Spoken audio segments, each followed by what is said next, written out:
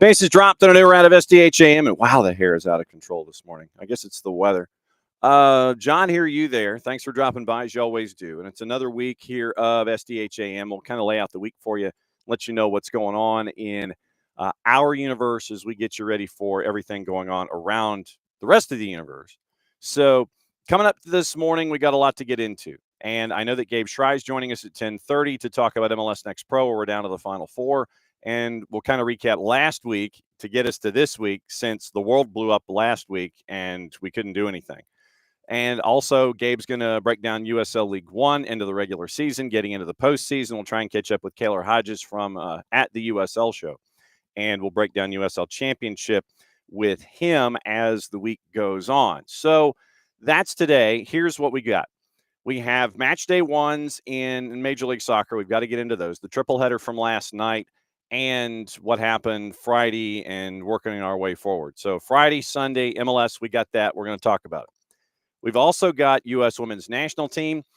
Remember, Bart told us last week he'll be driving, maybe. Considering that the weather's really crappy, I'm hoping he's not. If the weather's not crappy, I hope he is doing so safely. He may join us if he hasn't started driving yet. That's traditionally at 10 o'clock. And traditionally, in about 10 minutes, Abe Gordon drops by. We may go over everything Major League Soccer with Abe and kind of walk through everything there and what his thoughts are on the postseason and what we've seen so far. And Atlanta United still waiting on a couple of things where they are concerned. And we'll see what the latest is in and around the Five Stripes as it continues to develop here in the footprint. So today, once again, it is USWNT rebounding against Portugal. The Deaf national team might be something opening kickoffy. Actually, I've got a better opening kickoff. So we'll take the national team segment and we'll have it as the national team segment between 9:30 and 10 o'clock. Then also on the board, you'll hear from Emma Hayes. You'll hear from Olivia Moultrie, who had a brace in the first 10 minutes of the matchup yesterday. And it was really cool as a part of the doubleheader to have the Deaf national team playing. We'll go into those stats, and you'll hear from Chris Bordon and Samson Abraham, who were the post-match, part of the post-match yesterday with the Deaf national team and their win. So like it's MLS Next Pro, USL League One, El Clasico. We can get into that. And it is everything in Major League Soccer that has happened to get us to where we are right now. So that's the rundown for the morning. On the week, we're going to catch up with our friend Jason Stevens, who is officially off. He's back on the field of play, and so we'll catch up with him. That'll be on 10:30 tomorrow. And yeah, we got an update on our friend John Texter, and we'll get into that, and also the Sheffield Wednesday administration. So we'll walk through administration, walk through Sheffield Wednesday's situation, discuss John Texter this morning, and then catch up with Jason, and that'll air tomorrow at 10:30, and we'll get into the discussions about multi-club ownership models, administration, and kicking tires on clubs.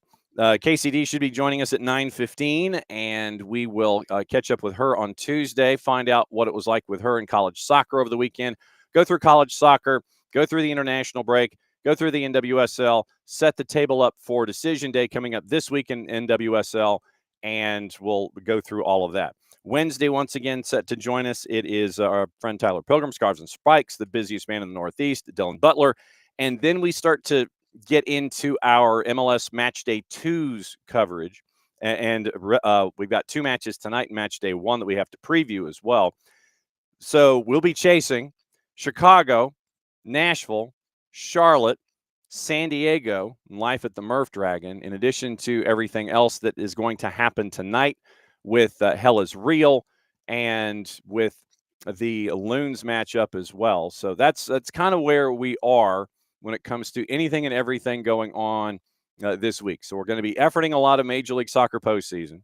We're going to be efforting the matchups as they show up, and we'll let you know what's going on there. 6:45 tonight, which means 6:55. The 2 and the 7 and MLS Next Pro. Cincinnati and Columbus at TQL. Hell is real. Once again, that's tonight. We'll go over the juice boxes and then more of a look in just a bit. And like I said, we'll catch up with our friend Chris Doran at some point. We're going to put out the bat signal and get his thoughts on everything that happens tonight. 9 o'clock, which means 9:20, 9:25-ish, Minnesota and Seattle. It is the 5 and the 4, and Seattle travels to the land of the loons, and we'll go over juice boxes and previews of that in just a bit. So, yeah, we yep, and Ricky, once again, the intrepid producer that Ricky is, he saw the John Texter story, and it is apparently MJ Shrimper who was at the Athletic and has gone a little deeper into the situation. So, yes, why it's complicated? Damn right, it's complicated. So, that reminds me. Let me write this down. All right, so. I wrote it down just to write it down. And last time you'll remember that John Texter was kicking the tires on folks. It was with Sheffield Wednesday. And that really didn't go the way that he had planned. And so you're looking at John Texter now kicking the tires on Wolves. And we'll get into, like I said, we'll get into that with a couple of different things. So Matt Slater was one that got into the it's complicated. So if I'm guessing if John Texter and football had a relationship status like we see on the face space, it's not like married, boyfriend, girlfriend, separated, divorced, what have you. It's complicated. So Matt Slater goes into that. And we'll get into that. Like I said, we probably will end up spending an ish load of time on it just because, like I said, it'll lead into our interview with Jason Stevens that we're going to tape tonight, his time, and we'll run it tomorrow at 10:30. So we'll get into, like I said, we'll get into administration. We'll get into John Texter. That's going to be at 10:30 tomorrow. So that's we'll get into that, but we'll get into the details of everything John Texter. And I just wrote a note to myself to go ahead and DM him again on Instagram, because the last time that he tried to kick the tires on a club, I DM'd him on Instagram and got no response. So I will once again DM our buddy and find out what's going on and really just how much he would be a part and parcel to all of this. So, yes, MJ Shrimper, yes, it is a complicated thing. We'll put it that way. It is a complicated thing with our buddy John Texter. And as always, and I will ask how long he's going to be with us, because since we are in the Atlanta United postseason and we're getting ready for everything, trying to figure out what 2026 is going to look like, Abe is furiously putting notes away. And so he's getting ready for everything. And so he's going to join us here as he always does, bat and lead off on a Monday. We'll just keep him for like 15 minutes because of his real world job. What's going on, my friend? What's the latest? Running a couple moments late. People don't know how to drive in rain, and so that's that's all good. That's all good. Yes, I missed you. I missed you last week. There's been some change since the last time you and I spoke, because it was Saturday night. It was the season finale, the Brad Guzan farewell, and one of the last things we said was that based on the comments tonight, it sounds like Ronnie Dyla wants to return to this club if it's up to him. There was that caveat that you and I presented, and obviously it wasn't up to him. And so that's obviously been a big discussion and will continue to be through the course of this offseason until a name is presented. But things have changed since the last time you and I spoke. Yep. And, it is going to be obviously us here. I don't know if that's even proper grammar, but those of us here will be keeping an eye on it and trying to sort out the wheat from the chaff and all of that stuff. So it's going to be head coach Chris Henderson. This is Chris Henderson's team now, because the conversations and the news release, this team statement that came out involving Garth Lagerwey. So this is going to be Chris Henderson's team. And what we have seen since Garth has started to undergo treatment is that it is Skate Knopfsinger, Demetrius Evstathiou, and Chris Henderson. That does not change. So leading into this postseason now and the preseason in 26, it is a decision on Ronnie Dyla's successor, and it will be a decision on everyone else who is of contract or of desire from other places. So this is Chris Henderson's team going forward here right now to determine the decisions for 26. Yeah, and the interesting debate that I've seen, and I know there's a couple of names that have been thrown around, but I don't think anyone's seriously being attached just yet. But I do think the question is, does MLS experience matter at this moment? Is this a name we're looking for that has succeeded in MLS, or are you comfortable going outside again? And I think probably the size of the name would matter in that discussion. That to me is less interesting than the debate I have presented, which is, are you bringing a guy with his own tactics, own ideas, and then you make personnel moves to fit that? Mm-hmm. Or are you bringing someone in with the idea of building around what you already have and a guy whose mindset and ideas fit the current personnel? Because I think that's such a important discussion, especially in a league where turnover it's manageable, but you can't just, it's not college football. You can't transfer portal in 30 different guys, right? There's a specific number of pieces you can switch out on a given window year by year. And so I think it's difficult if you bring in a guy, and I'm not saying this should shape the hire. Right. I do think it is difficult if you bring in a guy that has his own ideas, his own tactics, and it's maybe not best for what this team currently has personnel-wise. You got to give that guy leash, right? You can't be firing him after 1 year because the turnover, the changeover can't happen in one window or even in two, as Ronnie Dyla had said before he parted with the team. I mean, if you're really changing things up in a big discussion, you have got to give it time to see it through. Well, and then there are situations like we've seen in other leagues worldwide where this season, Forrest is an example. Forrest decides after the disagreements between head coach number one and their owner that, we're going to go off in a huff and give a big harumph, and Nuno goes away. And so what do? You bring in your friend who tactically and spiritually and philosophically is 180 degrees from what you were running. And so Ange Postecoglou comes in, and his style is pedal down, slam it to fifth gear, and go, which was counter to what Nuno Espirito Santo was doing. And you had Ange lasting 39 days. They did nothing in 7 matches. We're getting rid of him. And now we're bringing in a guy that we probably should have brought in the first place to fit tactically and philosophically what we should have done. And now we see that you've basically lost 7 weeks in trying to get something done and try to get back into the top of the standings in the Premier League. That's the danger here, is that I know that we're talking like longer gap times and things, and you're not trying to bring in a new coach during the season, but you can't do somebody that's a 180 with the personnel that's there and expect matter and antimatter to sit there and get along.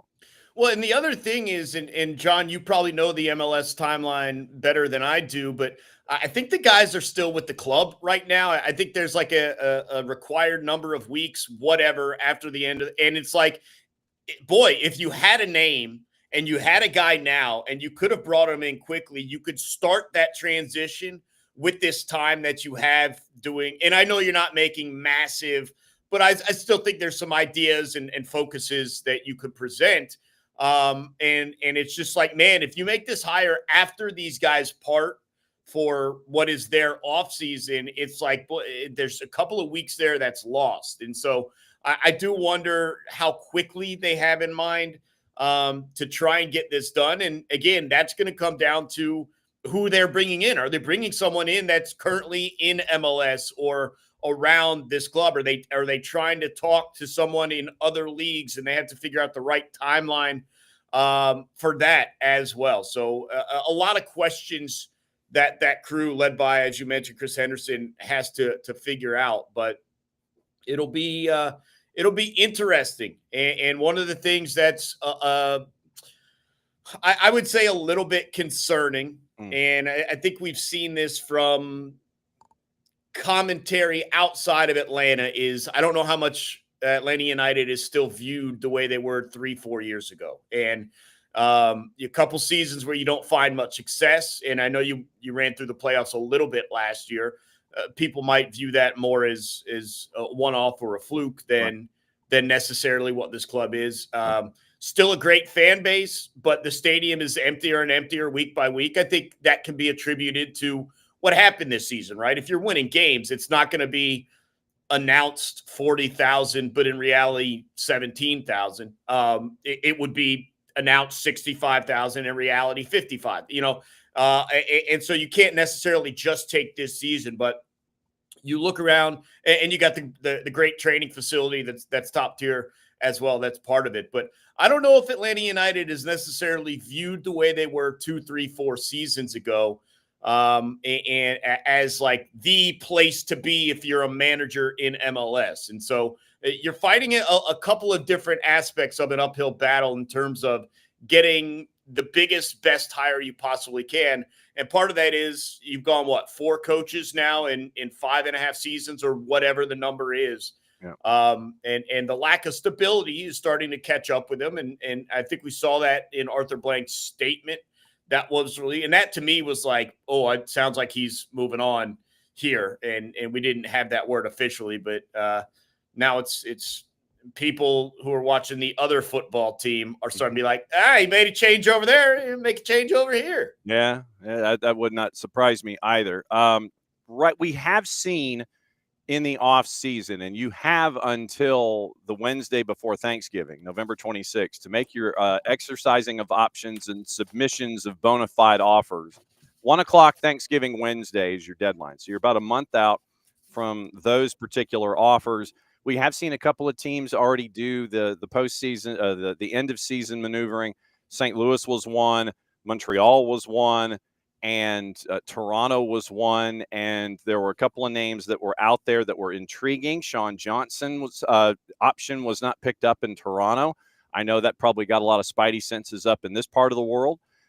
Bryce Duke in Montreal is one. So there's some, you got to keep an eye between now and Thanksgiving Wednesday about exercising of options. That starts this whole process. College showcases in early December. Free agency opens on December 10. And so clubs can engage with players other than their own starting on December 10. Reentry process starts Thursday, December 11. You get end of year waivers at that point. Reentry stage 2 on the 17th, and the super draft is on December the 18th. So I think for those that are the folks that want to sit there and fill out rosters, you've got about a month to see what clubs are going to be not exercising options and jumping that deadline as to who might be in play that you could put on your wish list to bring in for 26. Yeah, and then it goes into the question of who's building this team, a manager or a technical director, and can the technical director add pieces, not knowing who the manager is yet, and so that and you say what, December, whatever it was, as the free agency window, like that to me has got to be like worst case scenario, a deadline for having a manager in, because it is integral that the technical director and a manager, not just here, any sport, any team, because we've seen it fall apart when it doesn't work this way. They've got to work together on the right pieces that fit a system, pieces that a manager believes in tactically. It can't be, here's your team, you make it work. That just doesn't work. I think we've seen issues across multiple sports, whether it's basketball, and it's like, well, this guy was our top talent, and I know he doesn't fit positionally what we need, but we got to make it work. Yeah. It doesn't work there. It doesn't work in football, where we've seen for years and years and years, Al Davis fall in love with a guy and just pick him, and then you have massive deficiencies where you could have plugged some holes. You didn't think Sebastian Janikowski was worthy of a first-round draft? I mean, look, Janikowski probably is a Hall of Fame kicker, right? So you can make your arguments, but they did also try a 70-yarder with him, and he kicked it to the front of the end zone, which is hilarious. Yes. Maybe with the new kicking balls, he would have made it. But yeah, I think synergy is so important, and that continues to be a reason why you'd like to get a hire in sooner rather than later. That gives you time to scout your own guys and figure out which of these guys you want to keep, and then also look elsewhere, both inside and outside MLS, in terms of what you want. So, look, the timeline is relatively set, and we'll see where they go. I still think when you look back on this season, John, the talent is better than the results. Yeah. And I just, whether it's a switch in mindset, a switch in tactics, a couple of players in and out, it doesn't feel like you have to be that far off. I mean, this team was so close to being the worst team in MLS. Talent-wise, it still feels like they are better than that. And so I do wonder if a new manager can get more out of these guys, plus the addition, or if need be addition by subtraction in some cases. You can get this thing turned around. And I'm not saying you're winning Supporter Shield first year in, but get back to being in that discussion for middle seeding, out of the play-in round, but not hosting. Right. If we're going to be honest, like that's going to be the expectation for whoever the manager is in year one is probably, can you be a 5, 6, 7 seed? I think it's going to start there. I don't want to jump too high and get crazy. We got crazy this year and it blew up in our faces. But I don't want to present zero expectation and just pretend that just getting into the playoff round would be a job well done either. This is still, despite my comments earlier, it is still Atlanta United. You have spent money. You do have talent. And so I think a fair ground to set for year one under whomever the manager is going to be is 5, 6, 7 seed. And I think we start there. And I think this team is capable of that with the quality of players. But they've got to get on the same page. And there were issues this year where there were some guys that never got on the same page through the entire season. And maybe that was due to injury for parts of the time. Maybe it was not their style of play or their preferred tactic, whatever it's going to be. You need buy-in, and you need chemistry, and this team didn't have it this year, and I think the results on the field showed. Yeah, and I think to your point, I think that anybody that walks in the door that wants to be manager for Atlanta United, you've got to come in with that mindset of, yes, we're going to turn things around. This team, we can fix things here, and here. I like these. I like this base. I like what's going on with the twos and the academy and the younger players. But I think we can do this, and this, and chase after the playoff berth. And I think to your point, I think you don't want to just sit there and say 8, 9. Yeah, our goal is just to get into the playoffs and see what happens. I think that you're looking for that 5, 6, 7. And someone who walks in the door with that kind of confidence of, yes, we can turn things around. We need to do this with this and this and this and this, instead of saying 1 through 4 and going after a home berth. I think that it's growth where you get in more than just the 8, 9. Then you try to work toward being a top 4 and going from there. So it's going to be a process with whomever walks in the door, despite how confident they are with what their mindset is coming into this. And it's just about being realistic. I mean, you were so far away. Again, the turnaround year to year, you got to keep it at some sort of understandable expectation. You can't just every year, I know we're the worst team in MLS or close to it, but we feel like we're the best team now. That can't happen. There are steps and building blocks, especially in a year where there's probably going to be some growing pains early on with a new manager and possibly new tactics and other stuff. Some of the leadership will have changed, certainly with Brad Guzan going away, at least as far as we know, on the field going away. Who knows? Again, I did see him in studio already. Mm-hmm. Not exactly taking his time off to enjoy retirement either. I don't think he believes in time off, frankly. Yeah, no, he was looking good, and I still open spot on that 40-plus league that I'm in when he's ready. But look, I mean, there's a couple of other guys that I have viewed at times over the past couple of years as leaders for this club that may not be here. I think of Brooks Lennon, considering the contract situation, the cost, and some of the young up-and-comers. Is Brooks Lennon going to be – that's a guy I've looked to at times to address the team.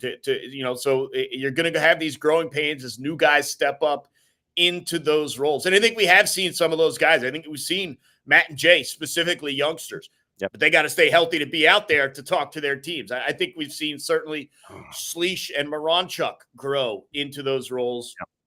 And then now with Miggy wearing the armband, certainly he feels that as well. So there are going to be growing pains. And I'd love to sit here and say, boy, first third of the season, growing pains is probably what kept you from a 4 seed, but you're safely a 5 or 6, and that still makes you dangerous. I just think that's a fair expectation. I don't think we want to get, and this is, in my opinion, part of what obviously hurt Ronnie Dyla, although the end result was its own discussion. I think part of what hurt Ronnie Dyla was, you got Latte Loth, you got Miggy. This team did what they did in the playoffs last year. There's no reason you shouldn't be one of the 2-3 best teams in MLS, or at least in the Eastern Conference. And I do think we got, myself included, I think we got way out ahead of realistic expectations. Now, they fell very far below what a realistic expectation would have been. So you can't crush them entirely for missing expectation, but I do think we got a little wild early in the season. I remember what your prediction was. I remember what my bold prediction was. Neither one was anywhere close to becoming true, but that's all right. Yeah. And so we're going to try and approach it more level-headed next season. So does Raheem Morris make it to Foxborough on Sunday? Yes, he will. I don't know if some of his staff members will, but I don't know. It's a weird thing. There just seems like some crazy hesitancy to make the change necessary. And it just seems obvious. And to me, like, Raheem's been a problem. I think the offensive coordinator has been a bigger problem. And it's your boy. You brought him over here, right? You don't want to make change. At some point, there will be a discussion. It's like either he goes or both of you go. And then, like, it happens every year. Every year there's someone who gets got because it's either both of us or just you. Why would I sit here and let both of us, take this fall? Mm-hmm. So we'll see what happens. If it's going to happen, I would imagine it happens today. So yeah, that was not the most how do we say it? the most emotionally embraceable hug with Raheem Morris and Arthur Blank after the game yesterday, where they got embarrassed by Miami. As always, my friend, great to see you to kick off our week, to let everybody know what's going on the planet. No, we will catch up with you this same time next week, unless you want to bang on the door because you got something to say. No, I'll be around. You got it. All right, that's Abe Gordon, everybody. And Abe's going to go get hydrated and actually talk about Falcons and things like that. So as always, it's great to catch up with Abe. Okay. All right. Like I said, we're efforting Bart at 10, but Gabe Schrei, we do know at 10:30, MLS Next Pro, League One, all the things. All right, let's get into the rest of Major League Soccer and recap the weekend from the time that we left you on Friday and coming into where we are right now. Once again, doubleheader tonight. It is Hell is Real, 6:55. It's listed at 6:45, but since it's an over-the-air kick, listed at 6:45, I'm guessing 6:50 to 6:55. And it will be at TQL on MLS Season Pass, Apple TV, FS1, Fox Deportes.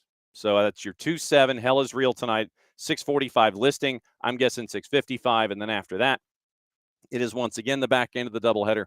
Loons hosting Seattle in the 4-5 out west. Season Pass, Apple TV, FS1, Fox Deportes. So I'm guessing 9:20 or 9:25.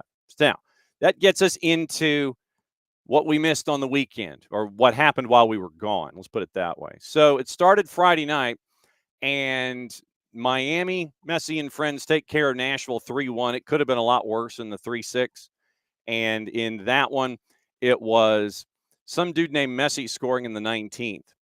And he ends up with a header also at 90+6 to kind of salt things away. Tadeo Allende scored in the 62nd. It was 1-0 at the break, 2-0 at that point. Messi scored to make it 3. Mukhtar scored by the way, at 90+11. And it was 3-1 by the time they were done. Like I said, it could have been a lot worse. Probably should have been a lot worse on the day. And your stat breakdown, once again, shots. Miami had twice as many shots, 13-7. Shots on target, 6-3.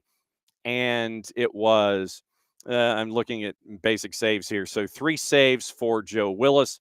And then we had a Roca Rios Novo sighting, and it was 3-2 there. Fouls, 30 fouls called in the match, 17 to Nashville, 13 to Messi and friends. Yet on 13 fouls, they get 2 yellow cards, 1 yellow card for Nashville on the day. So looking at the lineups just to kind of refresh ourselves and how the look was for Javier Mascherano, it was Rocco in net, Jordi Alba, Moxie Falcone, Noah Allen, Ian Frey, your back four that would turn into a back three with support at times with Rodriguez, Baltazar Rodriguez, Sergi Busquets, Rodrigo de Paul. They were your 2 yellow cards for Messi and friends from starters, and Allende. Then it was Suarez and Messi up top. And you end up with a starting lineup, no real surprises. We got to talk to Lucas Panzica back on Friday to break that down. It was Snidely Whiplash in net, Joe Willis, Daniel Lovitz, and then it was Palacios, Walker Zimmerman, and Andy Nahar. Yazbek, Tagset, and Acosta ahead of them, and up front, Schaffelberg, Surridge, and Mukhtar. Surridge ended up with the yellow card for Nashville. So that was 3-1 on Friday night, and that gave Messi and friends the 1-0 series lead there in that one. Then you end up with nothing on Saturday, which means that everything else was on Sunday. Triple header, and it was Philadelphia and Chicago. There were a couple of instances early on where you might have been looking at yellows and reds, and it was one from Bruno Damiani and the other from Haile Selassie, where in the Haile Selassie incident, elbows might have gotten a little bit up. And so nothing happened, no cards in that regard. So it was a 2-2 game after 90 minutes, but it was almost 2-1. Nothing happened in the first half, goals-wise.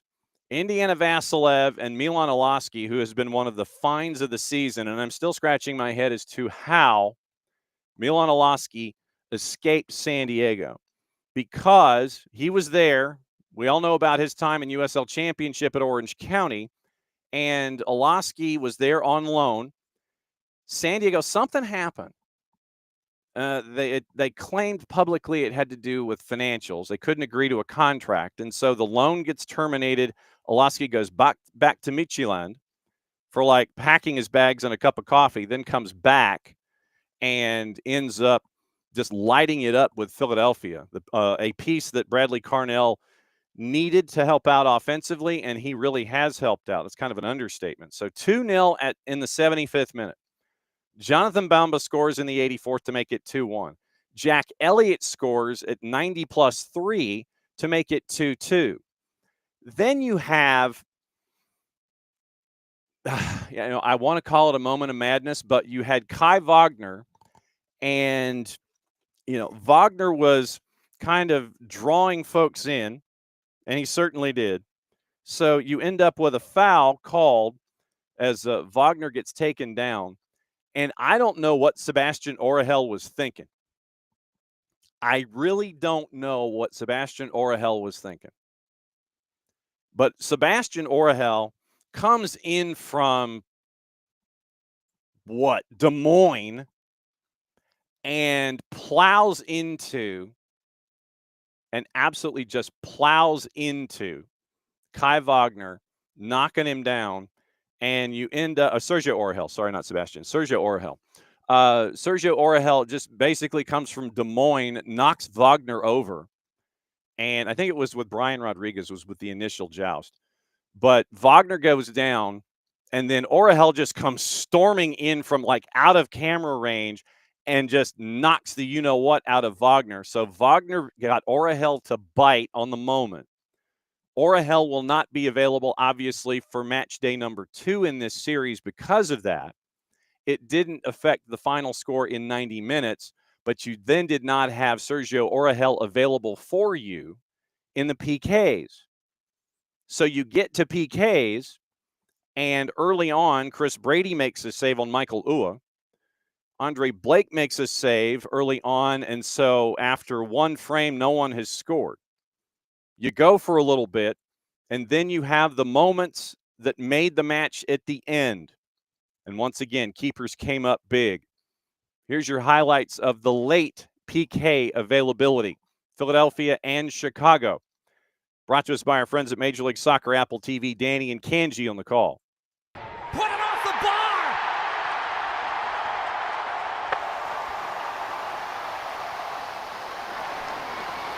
Well, he sends Blake the wrong way. The crossbar gives Philadelphia Union the opportunity to win game one.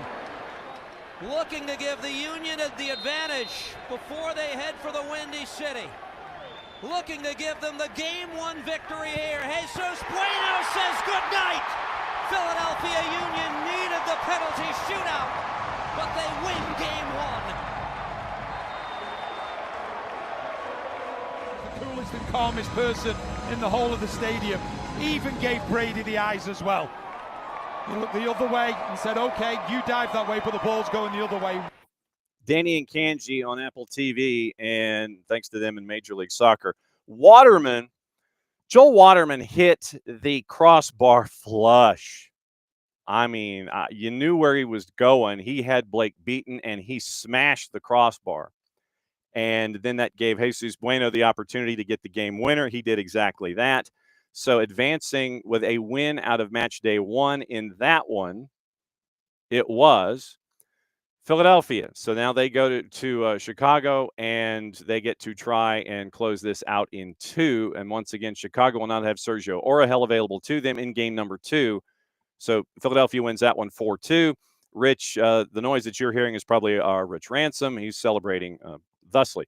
Shots 16-13, shots on target 5-2 to Chicago. Blocked shots 10, 7 of them to Philly.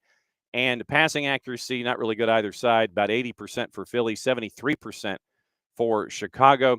It was 20 fouls called, only 20. And that was another element in this, is that they let a lot go. A lot was left, not left to the imagination in this matchup. 20 fouls, only 20. Only 20 fouls called, and 12 of them to Chicago. The irony of all of this, in this matchup, you had 20 fouls called, 12 of them to Chicago. Saves on the day, 3 saves for Andre Blake, none for Chris Brady in regulation, and yellow cards, 3 each side. So here was the idea. So you have 20 fouls called, you have 6 yellows. And most of them, remember, were late, considering the Orahel situation. You have the Orahel red. You have 6 yellows. 8 fouls called on Philly. 3 of them were yellow cards. 12 fouls on Chicago. 3 of them were yellow cards. So you had block shots as well. 7 blocks for Philly and 3 for Chicago on the day. So the 20 fouls and 6 yellows. I can't think of a 30% ratio in card. But Wagner, Glesnes, and Lukic for Philadelphia. And it was Elliott and Waterman, your two of your yellows, and Brian Gutierrez gets your third. It was Gutierrez that knocked over Kai Wagner that started the madness that ended up with the Orahel red, which means he won't be available for game number 2. So you end up with all of that activity heading back to the Midwest for match day number 2. So that's the fun there that was attached to game 1 on Sunday. Game 2, and I give the folks in Vancouver a boatload of credit, a massive amount of credit. They opened up the upper tank. BC Place was sold out. It was loud. It was crazy, and good on them. Absolutely good on them on the day. Announced crowd of 32,066. Victor Rivas was the man in the middle. Kyle Atkins, Diego Blas, your ARs, Ismir Pekmich, your fourth, Armando Villarreal, and Michael Kampmeinert were upstairs. So you end up with Daniel Rios getting the goal, and it was a great service from the near side edge of the 18. Daniel Rios beating the defender to the point, and edge of the 6, Daniel Rios just smashed it past Michael Collodi, and that made it 1-0. Then you end up, that was the score at the break. And after the 1-0 margin at the half, Eric Quill makes some changes. And for Tony Husband and Ross Smith, Ross was with us on Friday getting ready for everything this weekend. It was Lalas Abubakar coming in, Logan Farrington coming in, Kike and Sam Sarver were out. Then 15 minutes into the second half, you end up with this moment as 1 tries to turn into 2. And really, I think if you're Vancouver, there's one dude that you turn to, and it's the guy that you brought in late in the year who has been nothing but straight up cash money. And sure, if you want to say loonies and toonies, go for it. Here's from the spot, the end result to make it 2-0, once again, courtesy of our friends at Apple TV and MLS Soccer. 5 penalties since arriving at Vancouver, one of which was last week against Kolodi. So, in the mind game, what does he do here, having beaten him last year, last week? As we approach the hour, it's Muller, and he scores!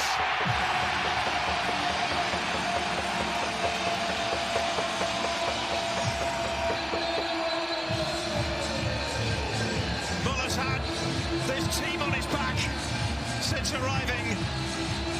An inspiration, and now a second goal for Vancouver, who look in big business heading to game 2 in this round 1 best-of-3 series. They needed this. They needed the second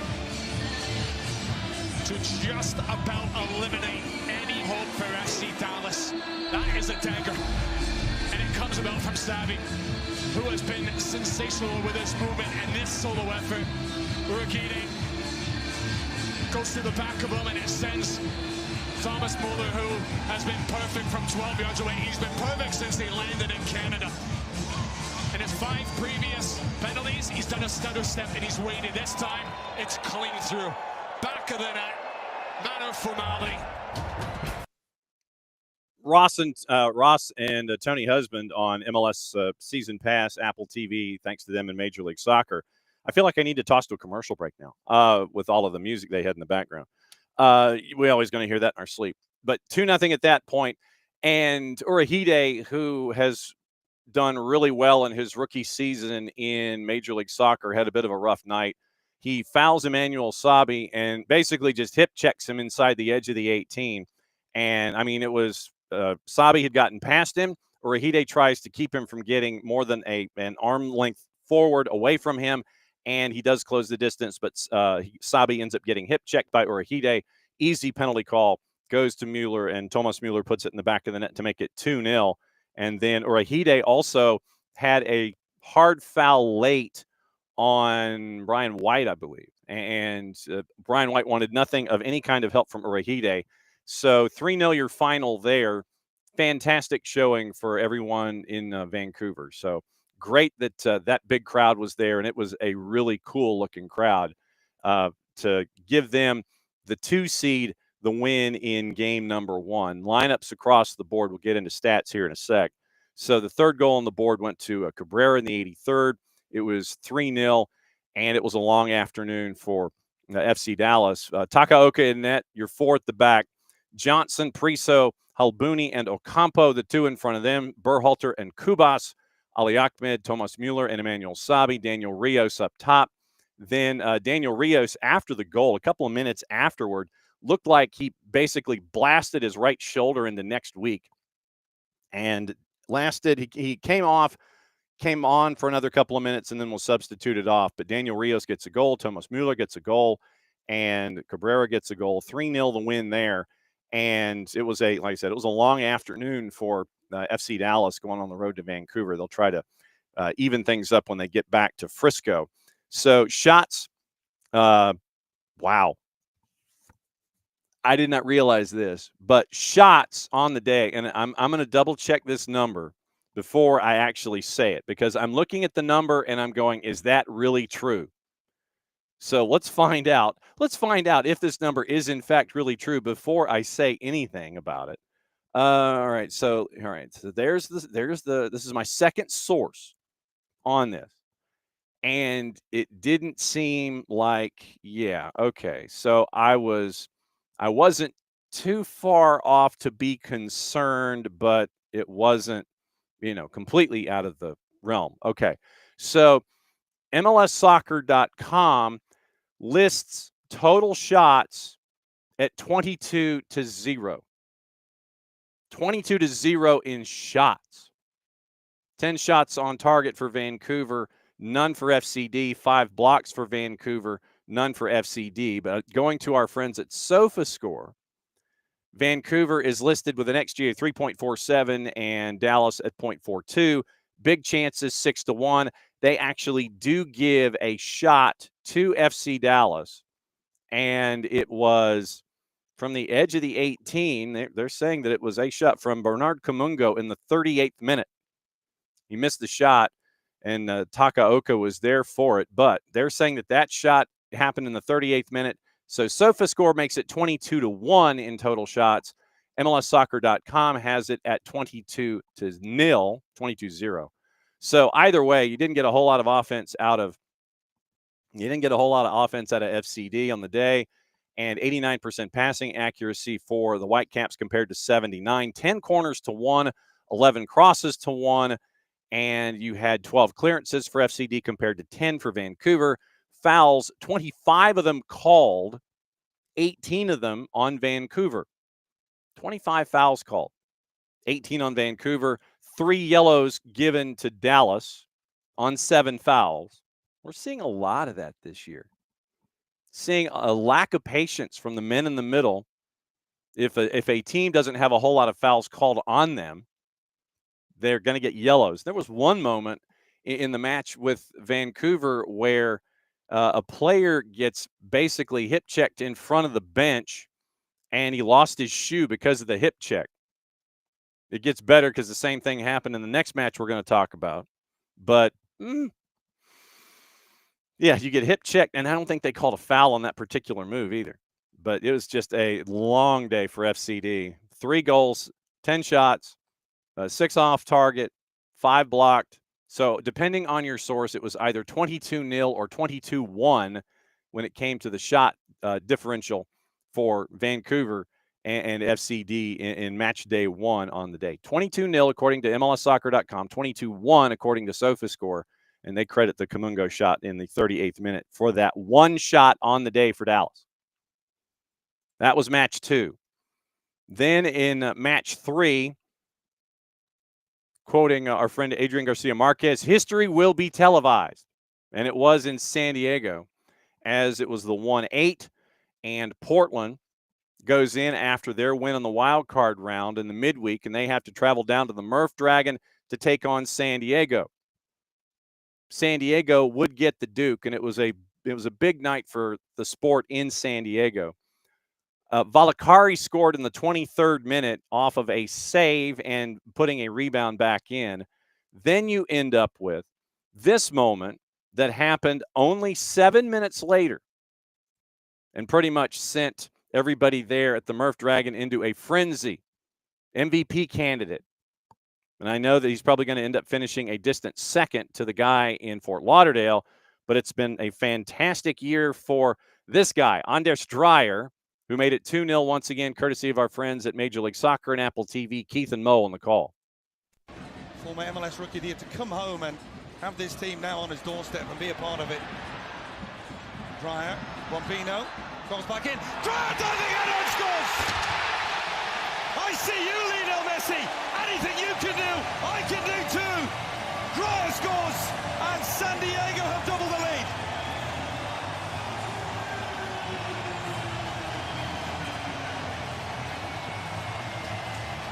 This is a thing of beauty from San Diego FC. All the kind of triggers that you want, all the movements off the ball that you want, play out in a perfect way. And it's Anders Dreyer, yet again, the hero getting the finishing touch for San Diego FC. But just watch the center of your screen, because this little one-touch ball from Godoy is everything. It cuts out the defender. Now it gives Anders Dreyer a chance to receive the ball and not just continue his movement. Bombino does really well. He does really well to pick his head up. Enough weight on the pass to allow Anders Dreyer to show off his best Messi-esque type header to double the lead for his side. We've seen that diving header somewhere before. And that's Keith and Mo on the call. It was 2-0 at that point. You end up with a goal from Portland from Christoph Velda 6 minutes later, 2-1 at the break. And then then San Diego hangs on. They hold on to win 2-1. But probably one of the other elements that we want to keep an eye on in this is you had you had 2 yellows in basically a minute in the second half for Portland, and it means that they will not have Jimer Fori available in match day 2 when everything returns back to Providence Park. 2 yellows within a minute. That did not make his head coach very, very happy, and he let the fourth hear about it. But it was, 2 yellows in a minute. Jimmer Forey, your starting left center back in your 4-3-3, your starting left back in a 4-3-3 will not be available for you come match day number 2. So that's a big thing there. Keep an eye out on how that's going to be approached by by Phil Neville and what it's going to look like in match day 2 going up against San Diego. But yeah, you had 2 yellows within about a minute of each other. 65th was when the first one was registered. 66th was when the second one was registered. Jimmer Forey done, and he will not be available for match day number 2. Pantemis in net for Portland. Forey, Kamal Miller, Sermon, and Mosqueda, your back 4. David DaCosta, Diego Chara, and David Ayala, your midfield 3. Then it was Velda, Mora, and Anthony, your forward 3 for Portland. CJ Dos Santos in net, left to right in the 4-3-3 for Mikey Veras, Luca Bombino, Manu Dua, Chris McVeigh, and Ian Pilcher. Then it was Godoy, Tverskov, and Ani Valakari, your midfield. And then in the attack, Pellegrino, and it was Corey Baird and Anders Dreyer. So that was your rundown of that one. So you look at those matchups, and you have the home sides making their way through, as we kind of anticipate most of the time in these, that if the home side does not win in the first match, it is a bit of a surprise. But Philadelphia had to go all the way to PKs. They lead the best of 1-0. Vancouver, no worries, 3-0 in the 2-7. They get to go to Frisco, leading that one by a 1-0 margin. San Diego last night, 2-1 winners over Portland. And that's where we are with that. Now, today, once again, the 2 matchups, Cincinnati and Columbus at TQL. And like I said, it's looking like, as you sit there and you piece it together, it's going to be a 6:55 start because of the FOX demands that are traditionally a part of their broadcast platform and their broadcast rundown.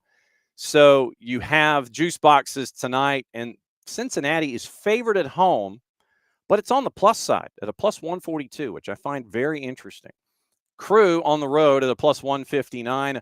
Your 90-minute draw is a plus 260. Nightcap, once again, listed at 9 o'clock, which means 9:20, 9:25, somewhere in there. Loons in Seattle, and Seattle is a road favorite at a plus 124. Draws a plus 231. Minnesota United is a plus 208. Intriguing. I think that the way that Minnesota has kind of limped their way into the postseason plays a lot into that. Seattle obviously has really no fear of playing on the road with anyone. So not necessarily a surprise that Seattle is favored, although I am surprised at the margin where Minnesota is a dog at a plus 208. That to me is somewhat surprising. But FC Cincinnati favored tonight. Hell is real at TQL, a little before 7 o'clock. And then around 9:30, a little before 9:30, Loons a dog at home to Seattle, who's a plus 124. So that's the rundown of the activity in Major League Soccer. That pretty much takes us through hour number 1 here. Dell did ask, did I hear what was said about the MLS playoffs on PTI? I heard about it, and not necessarily a surprise, but I did find the quote. So you have, obviously, for a quarter century, PTI, pardon the interruption, a part of the 4-letter network, and Tony Kornheiser, who based in D.C., Michael Wilbon, based in D.C. So it's on their rundown. They do like the rapid fire rundown toward the end of the show, and they go through topic. They ask the other one about it. And so Friday on PTI in their rapid fire, Kornheiser asks Wilbon about who he was picking to win Messi and Friends in Nashville. Wilbon did not answer, saying he wasn't going to be watching or paying attention to the game, but may change the channel to tune in at some point. And this is from our friends at Yahoo Sports. Quote, I got 3 TV screens, as you know. None of them will have that. I'll have the World Series large. I'll have the 2 NBA games flanking. I may click over to watch the boy wearing pink. I may do that. Seriously. I mean, I understand. I legitimately understand that Michael Wilbon is an NBA guy. I get that. But when you have situations like this as a part of a TV rundown, I don't know how much of a fan / follower / reporter of the sport in DC when Kornheiser was a scribe that he went to catch up with our friend Dave Johnson and see what was going on at RFK involving DC United. I don't know. I have no empirical evidence to this. But when you have something like this on the rundown for a show like this, my only posit is that it was put on there to get that reaction and nothing more. So the individuals that are part of this television show sadly do not want to grow the game, and it will be upon them to play catch up while the rest of us will continue to see the sport for what it is, as a growth sport, a sport that means a lot to community. I don't think that Wilbon endeared himself to the DC United community with that comment about how it's not going. It doesn't matter what the part is, but not having MLS on any of his screens. I get it. Like I said, if it's not your piece of pie, then fine. But to sit there and go, I may click over to watch the boy wearing pink. I may do that. I may click over to watch the boy wearing pink. Frankly, I don't know if we want people like Michael Wilbon, who say things like that, to be along for the ride in the growth of the sport. Just, you want to say that, fine. Just let the rest of us be a part of the growth of the sport, and then you can, harumph in the corner. It's the best thing I can say. If you don't want to be a part of the growth, then fine. But I also imagine that this was put in that rundown to get that reaction on the show for people who are fans of the show and fans of those two individuals and those gentlemen. But look, we got bigger things to think about. We have an international competition where folks are going to be chasing after a cup representing the entire world in 2026 coming to this country. Then there's only so much that you can say to certain individuals. What is it? Look, there's only so much you can say to try and bring someone over to your side. But if they're going to exhibit this kind of a thought from the beginning, focus on the positives. Be a part of the growth of it all. Let them be the two that are going to miss out, or the one. I don't know if Tony had it on his TVs or not. We'll be a part of the growth of it. They can say whatever they're going to say. They can harumph all they want and, sit in a corner and have arms folded and, look like Morticia Adams or something, or Barbara Eden. Look, we'll be a part of the growth. We'll be better. We'll show the rest of the planet what it means as it continues to grow here in this part of the planet. If they don't want to be a part of it, fine. You do your thing. We'll do ours. We'll be happy about it. We'll be, showing the sport for what it is. And I know I've got the John Texter story coming up around the corner. But look, there's only so much you can do with somebody to sit there and try and change their mind or at least introduce them to something. If they don't like vegetables, you can't put vegetables on a plate and expect them to eat it.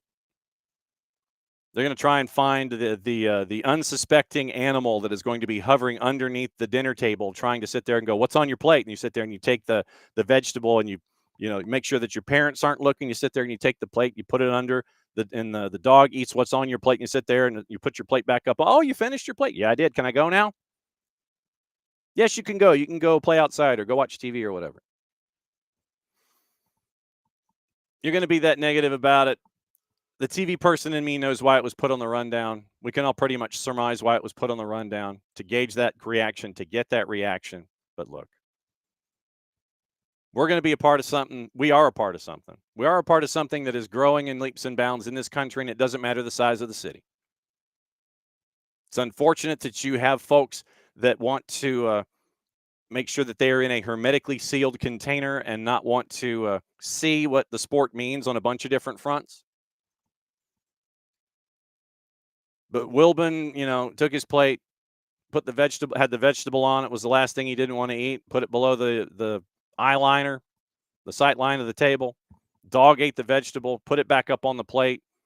22 minutes and 50 seconds later, PTI is over. They've moved on. They've started their weekend. That's why I don't watch PTI. I just don't. I have better things to do. I'm not intentionally surly like all of that. I'm just not. Nope.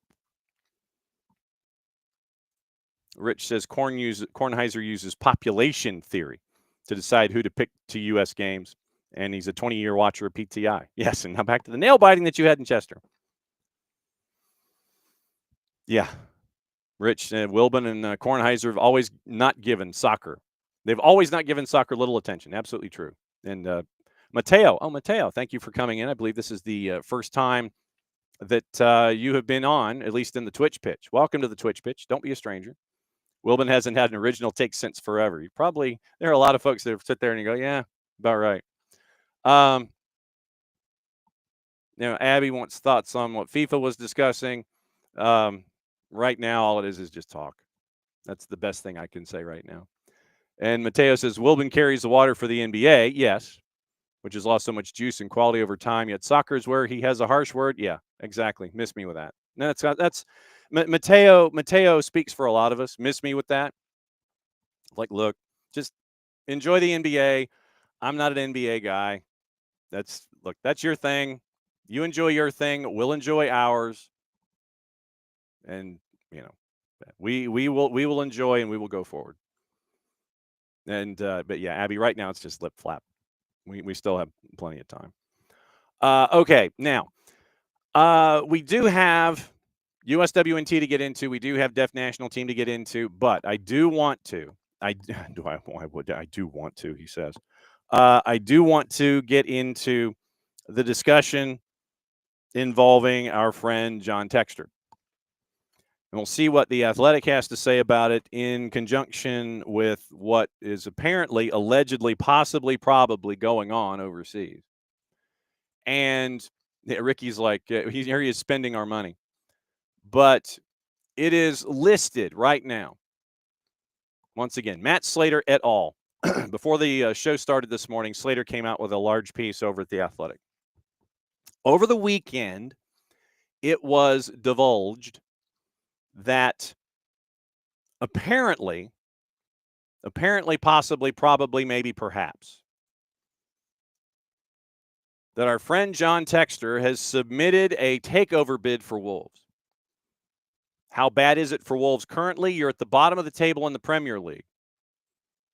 And your coach had to be restrained after you lost to Burnley on the weekend. And your coach had to be restrained from your fans. And it also appears that there were some disagreements between players and fans in the car park as one of the players was trying to leave the match that they lost. Burnley at the Molineux was a plus 336. They scored late to win 3-2. Big 3 points for Burnley and our buddy J.J. Watt. So what that means is they were the last game on the board. Burnley is 5 points clear from the relegation battle. Wolves at basically the quarter pole. 9 matches, no wins, 2 draws. They've given up 19 goals in 9 matches. They've only scored 7. They've lost 2 in a row. They've lost 3 of 5. They've lost 2 in a row after drawing 2 matches in a row. But they are basically, 4 points adrift at the moment. Fulham is 8 points, so 6 points adrift technically, and they've got to make up 7 goals in goal difference. If promotion relegation started today, Wolves is 6 points out of safety, and so it has gone sideways quickly for Wolves, who will probably fire Vitor Pereira, whenever they feel like it, which could be, later today at this point. So yesterday, our friend John Texter launched a bid to buy Wolves, according to both TalkSport and to The Athletic. So the offer was going to be dismissed by Wolves, who insist they are not for sale. Texter is believed to have tabled an offer consisting of 150 million pounds in cash, along with a further 262.6 million pounds shares. His approach was made without previous consultation or formal talks with Wolves' current owners, Fosun. And owners don't like that. You do have to make your intentions clear, as was the case with the ex-DJ and his consortium that were linked to Spurs, but they said, no, we are not going to make a formal approach. You have to do that publicly. So John Texter did not talk to Fosun and said, yeah, I'm going to table an offer for the club. They didn't take too kindly to that. The club, once again, because they were not consulted, have no plans to entertain the bid and instead are seeking external investment as opposed to a sale. And Fosun have owned Wolves since they bought them almost a decade ago. That bid would have seen Wolves join Texter's Eagle Football Group, Botafogo, Lyon, and RWDM Brussels. We went through everything where he sold his shares in Crystal Palace to Woody Johnson, so that would keep Crystal Palace from being demoted to Europa League. But then, because of Texter's involvement with Lyon, eventually Crystal Palace was moved to the Conference League. And so we also mentioned a while back about the public interest that John Texter has in Sheffield Wednesday. That we know. Now, apparently, he has a past of kicking the tires on folks like Charlton Athletic, who could use the help, Derby County, who could use the help, Queen's Park Rangers, who probably could use the help, and Watford. My guess is they probably could use the help. And once again, he showed his interest in Wednesday already this year. And now that they have entered administration with the 12-point deduction, they might be primed for the taking after all, because Defon Chansiri's basically thrown up his hands, put them in administration. And I don't know if you saw the video, but there was, as a part of the pregame show at Hillsborough on the weekend, the folks, I guess, in social media put together a presentation for the video board where they executed the Chansiri.exe program. Removed him from all of the things, and that got a big pop from the crowd. Texter has had previous talks with Defon Chansiri, who is now listed as a former owner. Al's administrators reveal they've received interest from 4 or 5, their words, serious bidders since entering administration on Friday.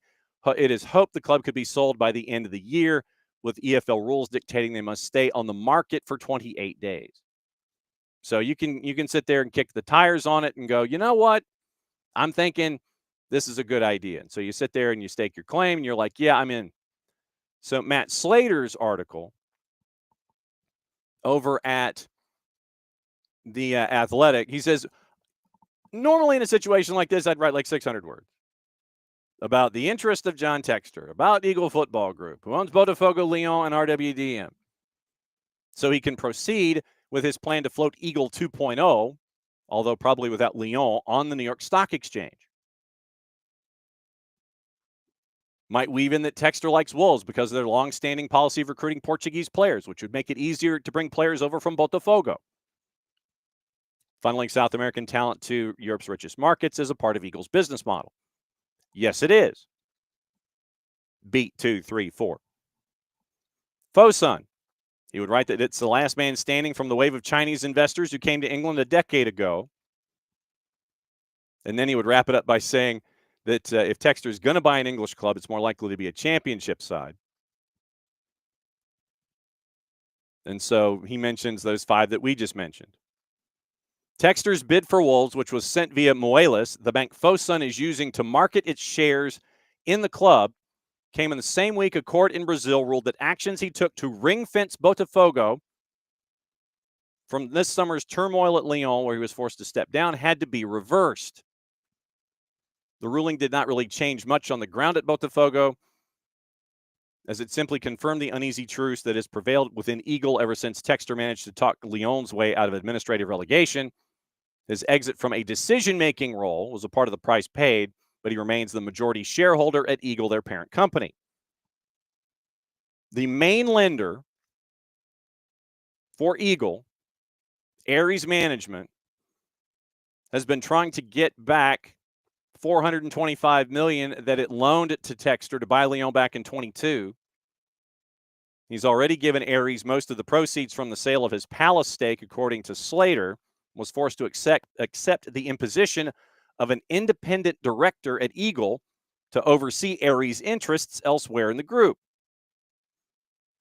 That director, according to Slater, a Scottish lawyer called Christopher Mallon, has recently stepped down for health reasons. He's been replaced by another insolvency expert, and Aries and Textor continue to discuss whether it's best for them to divorce, perhaps with Textor keeping Botafogo and Aries getting Lyon, or patch things up and recommit to the multi-club plan. In the meantime, Textor is involved in another disagreement with another of EFG's shareholders, Iconic Sports Eagle Investment, the special purpose vehicle set up by Jamie Dinan and Alexander Canaster. Aries, once again, that can be boiled down to Iconic believing it had an insurance policy for their $75 million investment in Eagle that obliged Textor to buy back Iconic's shares for a set price plus interest if Iconic's plan to take EFG public failed.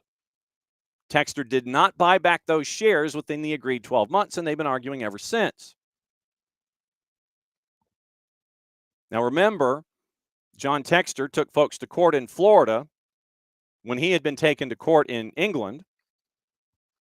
Court in Florida ruled against his request to have the dispute heard on home territory, as EFG is a UK-based company, and the deal with Iconic made it clear any dispute should be settled in English courts. So, these two that sued each other in their home territories, Textor lost out. So he can't sue them in Florida because he countersued them there, considering that Aries sued them from England. So it has to be an English suit. On Wednesday, remember, once again, he appeared at Cass. And for Slater, Slater's only listing it as $6 million, but it's the whole thing, plus the sell-on fee to Atletico de Madrid. So that's where John Textor is right now. He is angering. I know that that's shocking to you. He's angering his fellow investors, and it is a bad scene.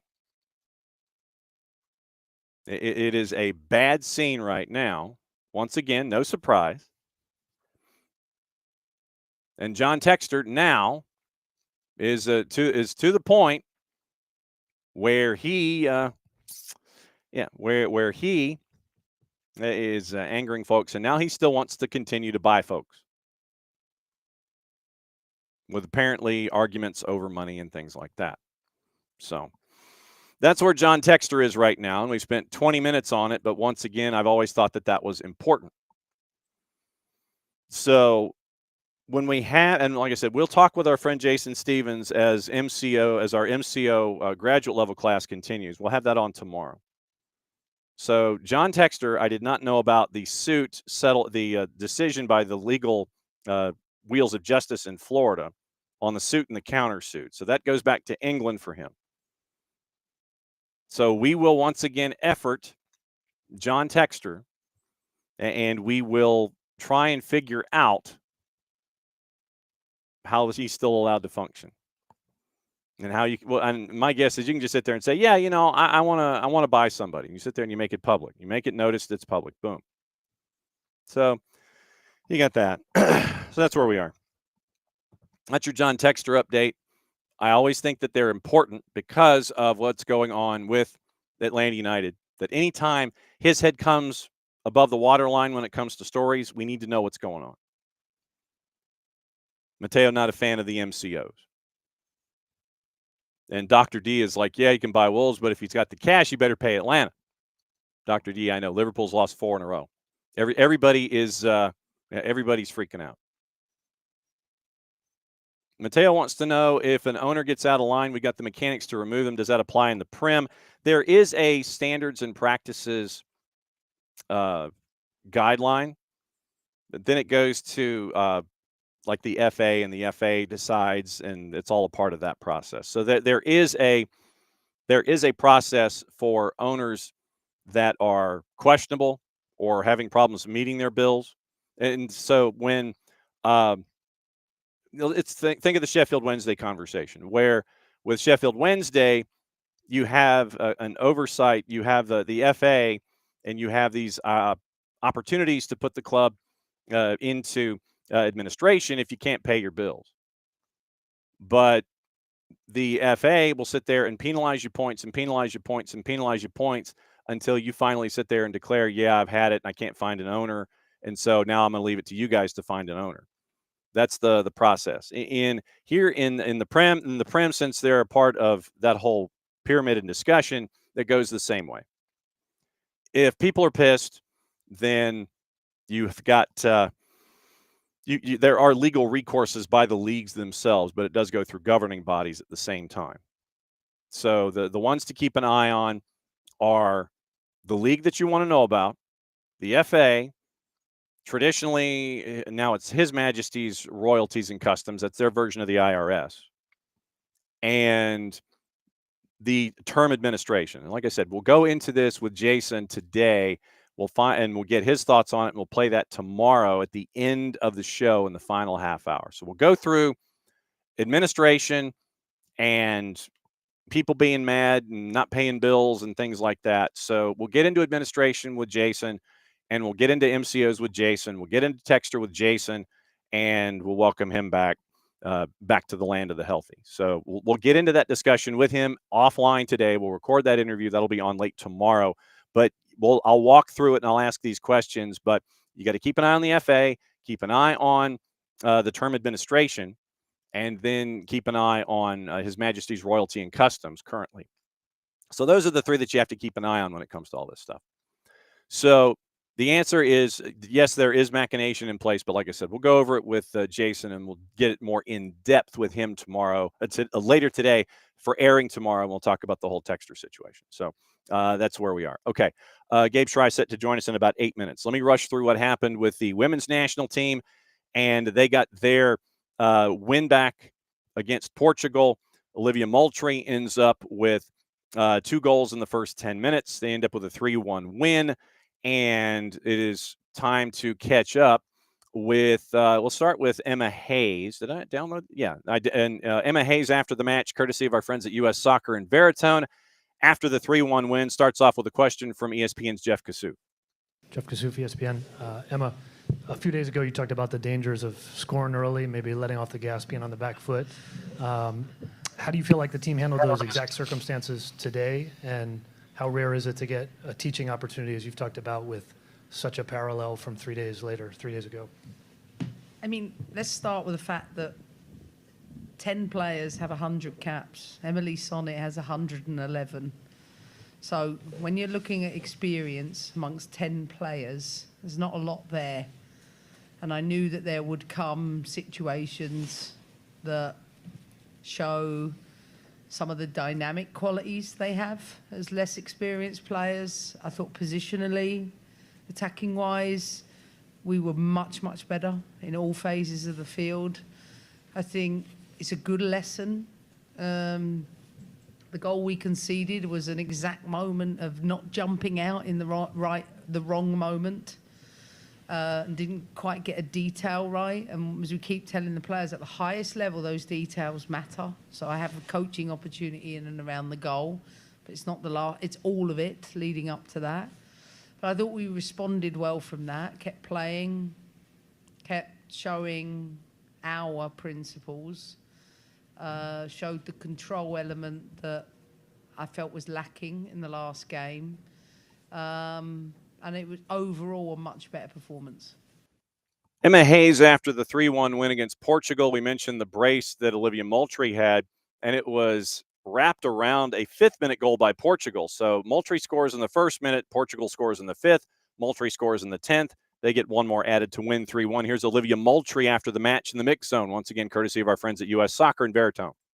I mean, I'm super happy, like, most importantly, obviously, getting the win, being able to right that wrong from a couple days ago. Yeah, and just be able to fix the things that we didn't feel like were great a couple days ago, like that unity that we talked about after being away for a little while, and just kind of feel ourselves come back together was awesome. This was the 2nd straight match you guys scored in the 1st minute. How are you guys able to take advantage of these early moments of the match? I think the U.S. has been known for a long time about starting fast, and I definitely think we want to continue that. I think that's a strength for us, but then it's like the finishing strong piece is something that obviously wasn't perfect a couple days ago, but yeah, from the people who were on the field and started to the people who came in to the bench and the energy, like I really felt connected with my teammates tonight in all ways, and I feel like that's what allowed us to finish strong and get the result that we wanted. Sonnet says she stressed in her pre-match huddle, like clinical finishing details. Was that the message going into it? Yeah, 100%. Like being ruthless, always putting ourselves in the position that we want. And Emma talks about it a lot. Like we set ourselves up very nicely a lot of the time, and it's like that world-class level is being able to put them in the back of the net. So obviously getting 3 goals tonight as a team is great, and we just want to keep building off of that. You touched on it a little already, but just generally speaking, how big of a response was this coming off Thursday's result? Yeah, huge. I mean, like, there were some explicits in the locker room about, like, hyping everyone up, like, hey, like, let's go freaking right this wrong, and let's go put a couple goals in the back of the net. So 100% we felt that connection from top to bottom, every single person. And, yeah, loved being able to kind of right that wrong a little bit and just get the result that we wanted tonight. Olivia Moultrie after the match, once again, 3-1 win. And it was, once again, average age for that roster, 21.7. And you end up with the result that you did. And if I can hang on just a second, I'm trying to put out a fire here. Did I spell it correctly? Yes, I did. And sorry, I'm sending an email real quick. We'll go over the numbers and the starters and what happened, and we'll go over the grades courtesy of our friends at Soccer America coming up in just a little bit. Okay. All right, let's get into the numbers and go over the starting lineup as well. Once again, Moultrie, 20, and club teammate Sam Coffey, teenage midfielders Lily Johannes and Claire Hutton, center back Jordan Bugg at the age of 19, inspired performance. Once again, the future is bright, according to Jenna Pell, who wrote the article for Soccer America. Claudia Dickey did not have a very exciting evening between the sticks as they honored Alyssa Nair, who is still she is a bad player. She is bad. She probably could still do some amazing things. Amazingly talented and honored as she should have been. Claudia Dickey really wasn't challenged, but she did get the start. Back 4, Avery Patterson, Emily Sonnet, Jordan Bugg, and Lily Real. Patterson and Sonnet were given 6s. Jordan Bugg is 7. Lily Real and Bugg both in their 3rd cap as well. So once again, back 4 Patterson, Sonnet, Bugg, and Real. 6s for Patterson, Sonnet, and Real. Jordan Bugg gets a 7. Midfield, once again, average age of 19. Lily Johannes, Claire Sutton, Jaden Shaw. Johannes and Hutton got 8s, according to Pell. Jaden Shaw ends up with a 7. Johannes in her 10th cap, Hutton in her 8th. And the forwards, once again, Olivia Moultrie, Ali Sentnor, and Alyssa Thompson. Thompson gets a 5, Sentnor a 6. Olivia Moultrie got an 8.5. That's the first time I think Soccer America I've ever seen give a 0.5. So Olivia Moultrie, an 8.5, Sentnor and Alyssa Thompson, 6 and 5. Subs on the day, and you had your 5. It was Emily Fox, Emma Sears in her 10th cap. Sam Coffey gets a 7 in her 40th. Yasmin Ryan gets a 5 in her 14th. And Lola Bonta, who was added to the roster, her 3rd cap, just because it was a cup of coffee, did not really get a rating. Central defender and captain Emily Sonnet, more caps with 111 than the rest of the U.S. starters combined, 100. They close out the international window Wednesday in Kansas City against New Zealand at 8 o'clock. And the 2025 slate is completed with a 2-match series against in Orlando on November 28th and in Fort Lauderdale on December the 1st in front of a crowd of 26,492. Shots 10-4 to the U.S. Shots on target 3-1. Fouls 18, 10 to the U.S. 7 offsides, 5 to the U.S. Possession 52-48. It's listed as 52-49. I don't know if you can do anything 101% of the time and still have 52% possession, but that's just me. Okay, it is 10:30, and so it is time to catch up with our friend Gabe Schrei, where we look at everything MLS Next Pro. We look at everything USL League One, because you got one group in the postseason. You got one group heading to the postseason. So we'll look at both leagues. We'll kind of walk the last 2 weeks forward in MLS Next Pro and break down Gabe's thoughts as we head to the Final Four. And then in League One, regular season's over. We've got our matchups, and we'll look at what Gabe's thoughts are in USL League One here in 2025. And by the looks of things, Gabe is a very, very busy man. Just a little bit. I like to keep myself busy. Where are you? I'm in Atlanta. How did this happen? I blame Jason Longshore. Oh.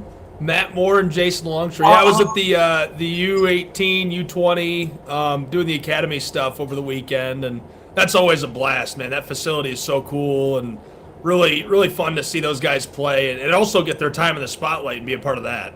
All right. So like down to see.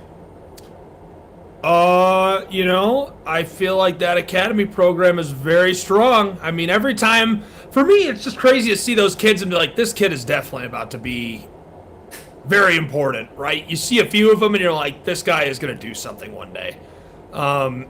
Even the talent from other clubs, like Orlando's goalkeeper, that kid is a Venezuelan national keeper, right? So he's representing his home country internationally, and I don't know, I never get tired of that. That to me is like awe-inspiring, because I do so many sports, kind of like you're doing GPB, and I just, there's something amazing about being like, this kid plays for his home country.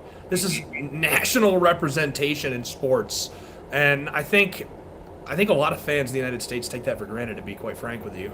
All right, where do you want to start? Pro or league? Let's start with Next Pro. All right. They're closer to the to crossing the finish line, so it was a great regular season. They're down to 4 teams. They're in the conference finals. You want to start in the West or the East? Your call. Let's do the West. Colorado Rapids, MNUFC. You and I both have not covered those two clubs in person, but really strong years out of them. I mean, I think it's going to be possession-based out of Colorado, and I think they probably got the edge there. For me, the question is, what does that look like when they reach that Eastern Conference? I think the Western Conference usually has less parity in it, and there's a greater differential in points, and there's a lot of parity in that Eastern Conference, like it's an anybody can win it type thing. But it kind of feels like, not to reference other sports again, I hate doing that, but the NFL, it used to be the AFC, NFC, and it was like dominance for like the first decade of the Super Bowl. I do not feel like the Western Conference is going to be able to handle the Eastern Conference in the MLS Next Pro Final. I could eat those words, and I'm okay with that if I do. But you've got Red Bulls New York, you've got Philly Union 2. Think about how good Philly Union 2 was partway through the season. They had an electric year, and those are going to be tough clubs to handle in a final. Michael Bradley taking over Red Bulls 2. Crazy. And we see they are in the conference. Yeah, no, I don't think anybody's going to be able to handle them specifically. They just had a strong regular season. They're strong on the table. Mathematically, 58 points earned in play. 15 straight up wins, and had all these draws, 8 draws. They've just been really successful. I think they're going to be too difficult to handle. Red Bulls, though, obviously also on a really nice year. 17 straight up wins, scoring explosion. So, I don't know. I'm just a big Eastern Conference guy for the final, though. You called Chattanooga this year. What was it like to see this go from Chattanooga to the 4, and then get bumped out in the rivalry with Huntsville? Painful. I was assigned to do some USL League One, so I was actually on site with that and had to watch, and that hurt. Hurts to watch a club that you're affiliated with like that and have been around so long. I'm really grateful for Chattanooga FC. You know, you get to be around so many different franchises and clubs and organizations when you do stuff like you and I do. And Chattanooga FC is first class from top to bottom. The players really believe in the off-the-field mission. Like, it's not just... I feel like sometimes teams, whether it's a high school team or a pro team, they're faking caring about the community. Chattanooga FC is into it. Like, they want to go out, they want to get involved, they want to do things. And that's really special to see, the way that the guys talk about it, and even the girls, right, on the girls' side, and from top to bottom, the organization, like, they are into it. They have a full-time guy for community engagement. That's always been really special to me. It was a great year for everything off of the pitch, not that it wasn't a fantastic year on the field as well, but all the development that's gone on off of the field and in the structure of the club as a whole. So they've got the full player to pro pathway now, right? You can start there as a youth player, develop all the way through from childhood to playing in UPSL and play all the way up into MLS Next Pro. And they've got a full player pathway, both on the men's and women's side now, which I think is so cool. And it's really a special thing that these kids in Chattanooga have that opportunity to develop. And it's part of one of the biggest sports leagues and one of the bigger clubs in the country. Okay, do something for me real quick. Can you mute your speaker, because it's kind of looping through a little bit when I talk, and so that's why I just muted you now, so I can do something. So mute your speaker so it doesn't kind of loop through when you and I are talking real quick. Got you. Okay. All right. Yeah, there we go. That's better. They just turn it down. Turned it way down. Is that better? Yeah, it is. Okay. Okay. Let's get into the rundown as it is in the Eastern Conference. Let me break it down real quick to where we are in the Eastern Conference, and you can comment on any of the teams that you want. Red Bulls, Philly, Revs, Chattanooga, Huntsville, Fire, FC Cincinnati, and 4. When I mention those 8 in Eastern Conference, what sticks in your mind with you as they made the postseason? Big season for 4 to make it. Obviously, with the Independents making it, it says a lot about MLS Next Pro, but what sticks in your head? Just talking about the conference race to the playoff, I guess things that stick in my mind are there are some clubs that ended up below that line that probably should have made it, deserved to make it, and that's frustrating. It was quite the race to the finish, and so you see clubs like Orlando City B and Toronto and Atlanta edged out, and I was certain Atlanta was going to make it. It's interesting to see that happen. You see the independents make it, and I think that's really cool and important, and I think the league needs that.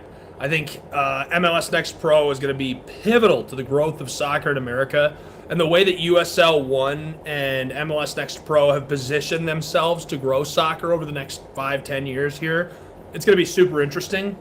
We have more security than we've ever had in the sport. You know, it's always been ever-evolving, ever-changing. We've seen clubs, leagues, franchises fold over and over again in North America.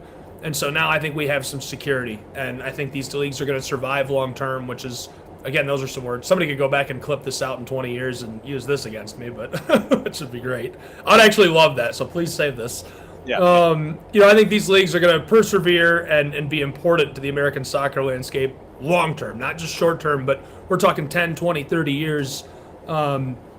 That being said, the independents, the reason I make that point is the independents making the playoff is significant.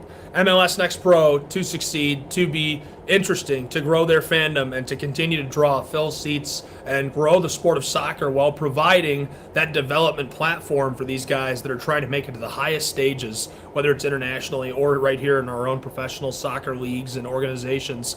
You need the independents. They've got to be plugged in. They've got to draw crowds and draw revenue and be of interest to watch. I think as the league, it's kind of fun. You almost have like good guy, bad guy at some points, just based on how some of those affiliated clubs are treated. Huntsville, different branding, but affiliated. I still think that's such a smart business play, and that's what a lot of these major clubs should do. I love that they made it. I hate that they eliminated Chattanooga because I'm affiliated with them. But I love that they made it. And I think it was an interesting year from an independent standpoint because of the fact that last year you see the development of talent throughout the year happen so rapidly in MLS Next Pro. By the end of the year, these kids have surpassed anybody on rosters that they're playing against. So at the beginning of the year, Chattanooga and Carolina Core and Huntsville look fantastic because they have all these guys they've signed that have been in the pro ranks for a long time, right? They're extremely competitive. They're doing well. They jump way out in front on the table. And as the year goes on, the young guys on all these rosters develop. And they develop so rapidly that by the end of the season, the club they're playing for has become a menace. And all of a sudden, it's like a huge issue to go play these guys, whereas in the beginning of the season, it's like, oh, Carolina Corps has got this handled. Really interesting to see that development take place every season. It's really good, though, I think, for MLS Next Pro to see them able to battle their way in. As far as just an overall view of that playoff line and the table, I would just say my final thoughts would be kind of the guys who are supposed to be at the top are. You see some clubs battling for position really hard that made it fun. You see some clubs eliminated early that I think everybody would have liked to have seen gone a little longer. But it's kind of shaping up the way it was quote-unquote supposed to shape up as we get down to the final in that league. Okay.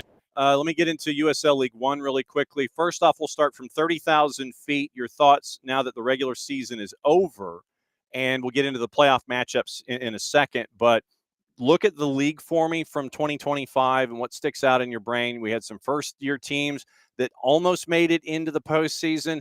And Tormenta, when they brought in Mark McKeever to be the new head coach, they hit an absolute run, and they were crazy good late. What sticks in your mind before we get into the playoff matchups themselves from 2025 in USL League One? Juan Carlos absolutely deserved the Golden Boot. Some really good offensive firepower in that league. I can't tell you how fun it is to sit down and be like, I know someone's going to go off, and it's going to be crazy. Babacar Dian just scored a golazo against Knoxville in the last match of the year I covered. He got down out front. Beautiful feed from the end line, chested it in. That league is so much fun, and Jeremy Allenbaugh has built something really special, and he believes in his mission, right? And he is somebody who, kind of like SDH, you know, when I think of you and I think of Jason, and I think of the way that you guys approach soccer across the Southeast, I think of guys that really believe in the sport and see the beauty and fun, enjoying it, and you're really mission driven, which is crazy. Like, it's crazy that it has to be a mission, because I can't believe more people are not engaged in this already. It's fun. There's not an opportunity to go out and try to sell and grow a sport or an activity in other areas or regions of the game, right? So you look NFL, we don't need any help growing American football. Basketball, we got the NBA, everybody cares, right? Soccer, you're out trying to grow this. It's a mission. And Jeremy Allenbaugh is a champion for soccer. He believes in it. He believes in this league. He has taken it step to step to step. He is growing it so rapidly. It's really cool to see how far it's come already. All these first-year clubs did so well, and these coaches are so proud of it. I mean, Bobby Murphy making the playoff first-year Portland, they're drawing 6,000, 7,000 people. I don't know how those bleachers at that high school, they're going to have to build a stadium fast. I don't know how they're holding all those people. Every time, it's like nuts. There's smoke bombs everywhere. Feels like you're watching some true blue Middle Europe footy, right? Other than that, though, you know, the first-year clubs, I'm excited to see that. That has been really cool to see all those markets. Not a single market did not do well that was a first-year club. Maybe not on the field, I guess, but they're all proud of their mission. They're proud of the development of talent. They're all implementing things to make the future even better for USL League One, but of course for their community specifically. And there's a lot of clubs coming. There's new clubs coming to championship. There's new clubs coming. Yeah, so many. I mean, it's crazy, the explosion. We've got that in USL League One. We've got an explosion in MLS Next Pro and new clubs. So it's going to be a really exciting next season on the pro soccer side across the United States. No doubt about it. Let me go through the matchups really quickly, and I want your thoughts on USL League One matchups. Saturday at CHI Memorial, it's Red Wolves and P-Hop, the Portland Hearts of Pine. I still need to get like their LL Bean jersey. That thing is pretty sweet. Naples goes in. They take on Union Omaha. One Knox gets Charlotte. Spokane hosting Tormenta. When I look at these matchups, I'm thinking it's going to be crazy. What are you looking at with these matchups specifically? Definitely going to be crazy. I don't know what to tell you. You're going to have a couple of all-out brawls. You're going to Tennessee with Portland Hearts of Pine, right off the highway there in East Ridge. They are not going to want to let Portland out of there. Portland has some absolute nut jobs on that roster. Nathan Messer is going to be going crazy in the final third. How do you contain a guy like that? Think about the defensive back line of the Red Wolves and those strikers and the attack that Portland Hearts of Pine bring, the strategy that Chattanooga plays with, the fun, free-flying style of Bobby Murphy in Portland, that is going to be a fun match. And that kicks off the slate. That's the first one in USL League One in the playoff. It's a 7 p.m. kickoff. If I was not going to be out of town, I would go in person to that one. That is going to be a blast. Excited for that. And then 30 minutes later, down at Paradise Sports Complex in Florida, FC Naples is hosting Union Omaha. By the way, shout out to the Owls, slipping into the playoff. They had a rough start to the year. They weathered the storm. They had a good attitude about it. They were able to fight their way all the way back and make the playoff after not having a great start to the season. Really impressive job. And that's what you expect out of a winning club like that, right? That's why they're so storied and historical and have such a great franchise. But really cool to see them able to do that. FC Naples is going to be a tough beat at home in Paradise Sports Complex, right? That's a tough spot. It's hot there. It's going to be they're going to go from very cold to very hot very quickly. South Florida, very humid. That'll round out Saturday. There's 2 matches on Saturday. Sunday's got a pair as well. Knoxville playing host to Charlotte, and really nice run for Charlotte as well. The Independents put together a great second half of the season, taking a lot more points in half 2.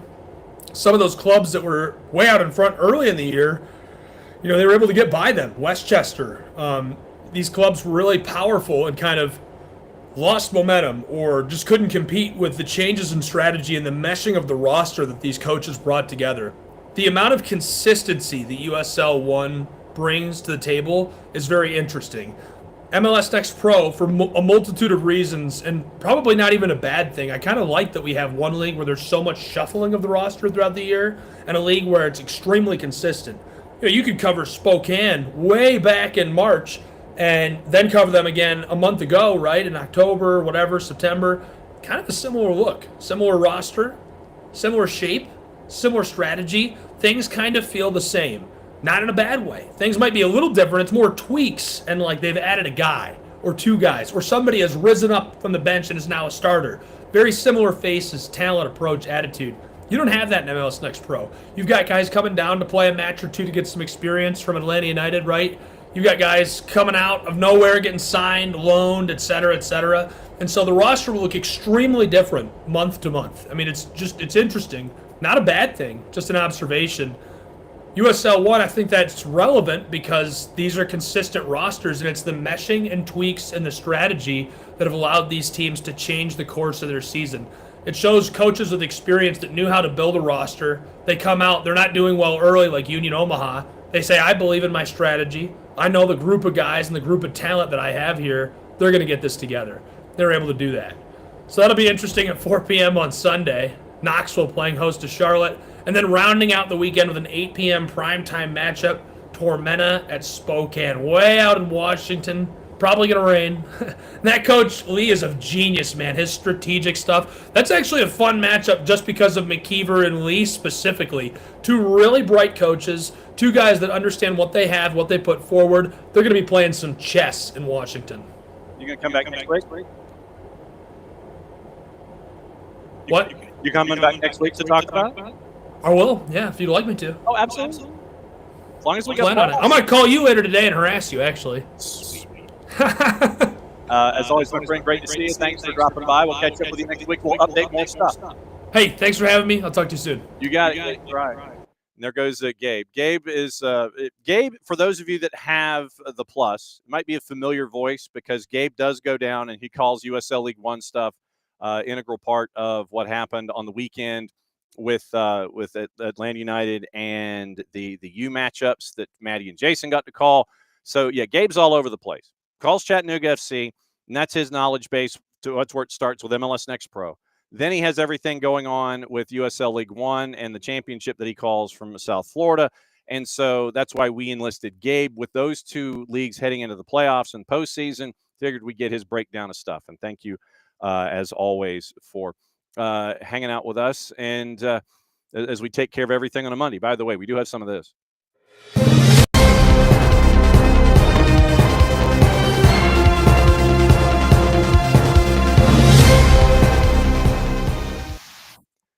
Red Bulls have announced a transition, and this is their headline. New York Red Bulls announced sporting leadership transition. Club looks ahead and refocuses on building for future successes following an incredible 15-year playoff run. Beginning in 2026, Julian de Guzman will assume the role of head of sport as part of the club's long-term succession plan, succeeding Jochen Schneider, who has decided to return home to be with his family in Europe. Additionally, Sandro Schwartz will not return as head coach for the 26th season. Over the last 2 seasons, de Guzman has worked alongside and been mentored by Schneider. Since joining the club in 24, he's been at the helm of Red Bulls 2, who secured first place in the Eastern Conference this season and will soon play the Eastern Conference Final. Paragraph 3. Trailblazer in Canadian soccer, de Guzman made history as the first Canadian to play in Spain's top division with Deportivo de La Coruña, Player of the Year in 2007-8 season. 89 caps for Canada, one of the most capped players in the nation's history. Canadian Player of the Year in 2008 and reached the semifinals of the Gold Cup. All-tournament team honors in both 2007 and 2009. Schneider, who has been with the club since 22, shared that his decision was motivated by the need to prioritize his family, who are based in Europe. And then it goes down another couple of paragraphs. And Schwartz joined the from Schneider. I would like to thank Sandro for the last 2 seasons, especially coaching this team during a memorable 2024 playoff run. His dedication to the job was outstanding, and I truly wish him nothing but the best in his future coaching endeavors, end quote. Schwartz joined the Red Bulls ahead of the 24 season, immediate impact, Eastern Conference Championship, second MLS Cup final. Under his leadership, 23 regular season victories advanced to the later stages of the Open Cup. Additionally, assistant coach Volkan Bulut will not return for the 26th season. The search for a new head coach begins immediately, and they're going to have a media avail with Schneider and de Guzman on Tuesday, 2 o'clock in Harrison, New Jersey. So there are changes going on in Red Bull land. So not necessarily a surprise. Now, also updating on Sheffield Wednesday's situation. We mentioned once again the whole John Textor thing. So they would go into administration Friday, hit by a 12-point deduction, and they're now -6, 13 points adrift. And now apparently, according to TalkSport, there have been other breaches made by the club that have yet to be met with charges. This could mean further points deductions, but any punishment will be handed out in the 25-26 season. Wednesday, once again, they appointed Begbie's trainers, administrators, got to stay on the block for 28 days. Club and stadium owners, both in administration under the same administrators, which should make the sale of the assets straightforward. And new owners, according to Chris Wigfield from Begbie's trainer, say new owners could be in place by the end of the year. And Wigfield did an interview with BBC. And Sheffield Wednesday supporters rallied around the club. Fans spent in excess of £200,000 in the club shop and on tickets. And they had to restaff the club shop. They had so many folks rushing to the club shop, they had to restaff it on game day. And over £200,000 has been spent in the club shop, sold 9,000 tickets for the match in just 24 hours. And 24 hours to prepare for the weekend. Very little cash available, but your response, and this is from the club to the fans, your response has been overwhelming. You've given us hope and a fighting chance. Our job is to now keep that momentum going, end quote. Sheffield Wednesday are in action on Saturday, taking on West Brom, who does not have a day of the week attached to their name. So that is the update from everything involving Sheffield Wednesday. So 4 or 5 bidders have emerged, and that's what we're staring at right now with all of it and all of the chaos that is attached to what is going on there. Before we get out of here, your moment of cool. And we got to do what to watch, where to watch it, how to watch it as well. Thanks once again to Gabe Schrei breaking down everything MLS Next Pro and USL League One. Thanks to Abe Gordon coming in, talking about everything on Atlanta United. Once again, tomorrow, as it stands, KCD is going to join us at 9:15 to talk about college, talk about NWSL and anything else on her mind. We may even talk a little MLS playoffs. And then Jason Stevens, we will ask him about what is going on with administrations and Sheffield Wednesday and John Textor and all those things, and we'll have his thoughts coming up tomorrow, last half hour of the show. So that is tomorrow on the air. Now, I mentioned moment of cool, and I don't know how many of you got the opportunity to see what was going on in the double header involving the national team on the weekend. And part of the agreement that HBO Max or HBO. I guess they're back to HBO. HBO, TNT, WBD, or TNT, and that group, TBS, HBO Max, all of that. As a part of the agreement, they get to broadcast some of the extended team matches as well. So leading into the game in East Hartford involving the U.S. women's national team, the men's deaf national team played Germany ahead of the 2025 Deaf Olympics this November. And so it was a matchup in East Hartford. And it's the first for the United States against Germany in 6 all-time meetings since the series began back in 2012. Goals from and a pair of assists from Chris Bourdon led the attack. U.S. defense backstopped by 18-year-old keeper Sam Lang, who gets a win in his international debut. And it was 18th minute. Bourdon wins a duel in the midfield. He's the 2023 U.S. Soccer Male Deaf Player of the Year. Gives to Samson Abraham, and Samson Abraham puts it in the back of the net for the first goal. So Bourdon to Abraham in the 18th minute made it 1-0. Bourdon to Michael Schmid made it 2-0. Germany scored at the beginning of the second half in the 48th minute. Settelmeyer to Bayer, and that made it 2-1. Then Tate Lancaster scored in the 50th minute, and it was a 1-goal game for like 2 minutes. Tate Lancaster scores to regain the 2-goal margin. And then once again, we mentioned that was their first ever win against Germany. Samson Abraham gets his first career goal in his 5th career appearance. 30th appearance, Michael Schmidt gets his 13th international goal. Chris Bourdon 2 assists, taking his career to 4 in 11 appearances. Tate Lancaster, captain the side, got his 2nd international goal in the first since September of 23 against Egypt, and the international debut for Sam Lang, 4 saves to get his first win. So it was a big day for the U.S. and the deaf national team. 28 shots, 14 each side, 6 shots on target for Germany, 5 for the U.S., 4 saves for Sam Lang compared to 1, 9 corners, 32 fouls called the match, 21 attributed to the United States, 4 offsides, and it was 3 yellows for the U.S., Philip Cruz, J.J. Waterman, and Braden Anderson. Your folks in the middle, Andrew Kirst was the man in the middle, Elizabeth McDonald, Stephen Cardoso, your ARs, your 4th was Devin Miller. Man of the match was Chris Bourdon, and we get to hear from Chris and find out what it was like for him in the match day in Hartford. Here is a post-match with Chris Bourdon. Once again, thanks to our friends at U.S. Soccer.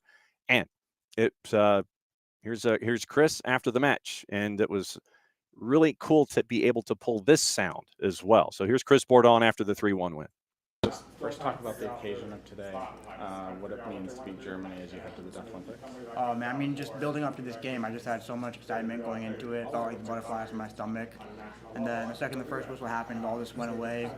And I had no doubt in my mind that we were going to be able to beat Germany and to be able to do it on our home field and to be able to help provide the team with 2 assists and get the win just felt amazing. What does it mean to beat Germany? This is the first time in 6 games. Oh yeah, Germany beat us, I think it was 2 times before I joined the team. I lost them in Malaysia, and I definitely took that game personal for sure. And so it's definitely very sweet to get that revenge 2 years later. So yeah, just all that just means so much more. How much are you looking forward to Japan now? Oh, I mean, I've always been super excited about it, especially after this win, just carrying the momentum into Tokyo. I think it's going to help the team a lot. That is Chris Bourdon, the player of the match. Man of the match in the 3-1 win over Germany for the U.S. deaf national team. And not to be outdone, the guy who scored the first goal that Bourdon got the assist with, Samson Abraham. He's a very confident sort. We like this. So here's Samson Abraham after the match, once again, courtesy of our friends at U.S. Soccer and Vitaphone. Samson, the opening goal, your first career goal for the U.S. Tell us how it felt. I mean, first of all, I have to say all glory to God. You know, without God, I wouldn't be in this position. I want to say thank you to my family and my friend. They inspired me to just keep performing well in this game. And, I came out wanting a goal. And, as everyone saw, scored that goal. So it's just a dream come true. Just keep working. As I say every day, job's not finished. But everyone's going to expect some more goals. What does a result like today against a big team like Germany do for the confidence of the team as you head to Japan for the Deaf Olympics? We're going to go in strong. we're going to be facing Ukraine, who I believe were champion in another tournament. But we're not scared. We're going to come in, we're going to beat them. We're going to go hard as we can today. Yeah, and we're going to try to finish the whole tournament with a goal. What can you say about the crowd, the occasion, getting to do a doubleheader with the women's national team? Well, really, wow, which is astonishing, you know, that's one word I would say. And to see like so many young and adults fans, which is, I'm forever grateful for them, you know. They made this game special, honestly. So thank you for them. Yeah. Samson Abraham scored the first goal for the U.S. Deaf national team. They get the 3-1 win over Germany. So, personally, I think it's cool that U.S. Soccer, once again, they were able to turn some posts for anyone. And the fact that we got to get post-match from Bordon and Samson Abraham after the first win ever in program history against Germany, very, very cool moment. Once again, they're prepping for the Deaf Olympics, get the 3-1 win. And that's your update there. The front end of the doubleheader in East Hartford for the activity yesterday. So it was men's deaf national team, and then you had the women's national team, 2 wins for both sides. I think they were both 3-1 wins, as a matter of fact. So both 3-1 wins, and thanks to U.S. Soccer for doing doubleheaders like that. And very, very cool that we're able to share that experience with you going forward when it comes to the extended teams, with the conversations that we had last week with Stuart Sharp and with Jacob Crumley. If you missed the episode of The Roots with Jacob Crumley, you can find that on your favorite podcatcher, or you can subscribe to everything that we do here at SDH. And when there is a new episode out, you know about it. You can go ahead and listen in. But to be able to tell the story of the extended teams as well, it's very, very cool that we are able to do that here at SDH. Okay. Rich does mention once again the Red Bulls, but I legitimately think that once you didn't make the playoffs for the first time in 15 years, I figured that that at least Sandro Schwarz was going to be he was going to be looking for a new employ. But it goes to sporting director, and it goes to Sandro Schwarz, and they are promoting from the 2s, and they're working their way up that way. And who knows? I'm just saying, what happens if Red Bulls 2 win MLS Next Pro this year? Do you promote Michael Bradley from the 2s and have him as the new head coach of Red Bulls, considering he knows the younger players, he knows the system, he knows what's going on when it comes to anything and everything going on with Red Bulls right now? Does he move from Montclair to Harrison? I'm just going to put that out there. I have no intel one way or the other. I have no intel whatsoever. But do you seriously consider within the organization promoting Michael Bradley from Red Bulls 2 to be the new head coach at New York Red Bulls? Just a thought. Once again, reminder, MLS Next Pro Final Four, it is Rapids hosting Loons, Rapids 2 hosting Loons 2. What happened on the weekend, the Rapids 2 knocked off the Town 4-2 at PayPal Park in San Jose. Red Bulls 2 knocked off Fire 2. Once again, the Fire give up 5 goals. The Fire give up 5 goals, and they lose. I'm going to check this real quick. So Chicago Fire 2, how many matches late in the year did they give up 5 goals? It was a lot. So, okay, so here's of the last half dozen matches that Chicago Fire 2 played, their opponents scored 5 goals. The last 6 matches, their opponents scored 5 goals in 4 of them. Gave up 3 to Crew in 1 of them. And then in the first round of the playoffs, they beat the Revs 1-0 at Gillette. So in their last 6 matches, 24 goals or 23 goals allowed in 6 matches. Gave up 5 to NYCFC 2, losing 5-4 in Bridgeview. Philadelphia scored 5 on them at Subaru Park. You'll remember the Atlanta United match where Atlanta United put 5 on Fire when they really needed to continue their road play to have a shot on decision day. They needed that win, and they got it 5-2. Losing 5-4 to NYCFC, losing 5-2 to the Union, losing 5-2 to Atlanta United, drawing 3-3 with Crew 2, and that was it for the regular season. So 3 of their last 4 going into the playoffs, they gave up 5 goals each. 18 goals on the spin going into the playoffs. Then it was 1-0. You thought everything was cool and calm for Fire 2. Then they go to Montclair and give up 5 again. I can't think of a stretch where literally a team was as porous as that. In 6 matches, giving up 23 matches, 4 times giving up 5. And this one, by the way, did go longer than 90 minutes. It was 5th, 25th, 42nd for Red Bulls 2. And then Jason Shukuluk got a brace in the first half, and then Williams scored to make it 3-3. So 3-3, no goals scored after 53 minutes. They go to the extra 30. Rojas scores in the 111th. Jimenez scores at 120 plus 2 as the game is getting stretched and Chicago's chasing an equalizer. But still, Fire 2 giving up 5 goals again. That is crazy to me.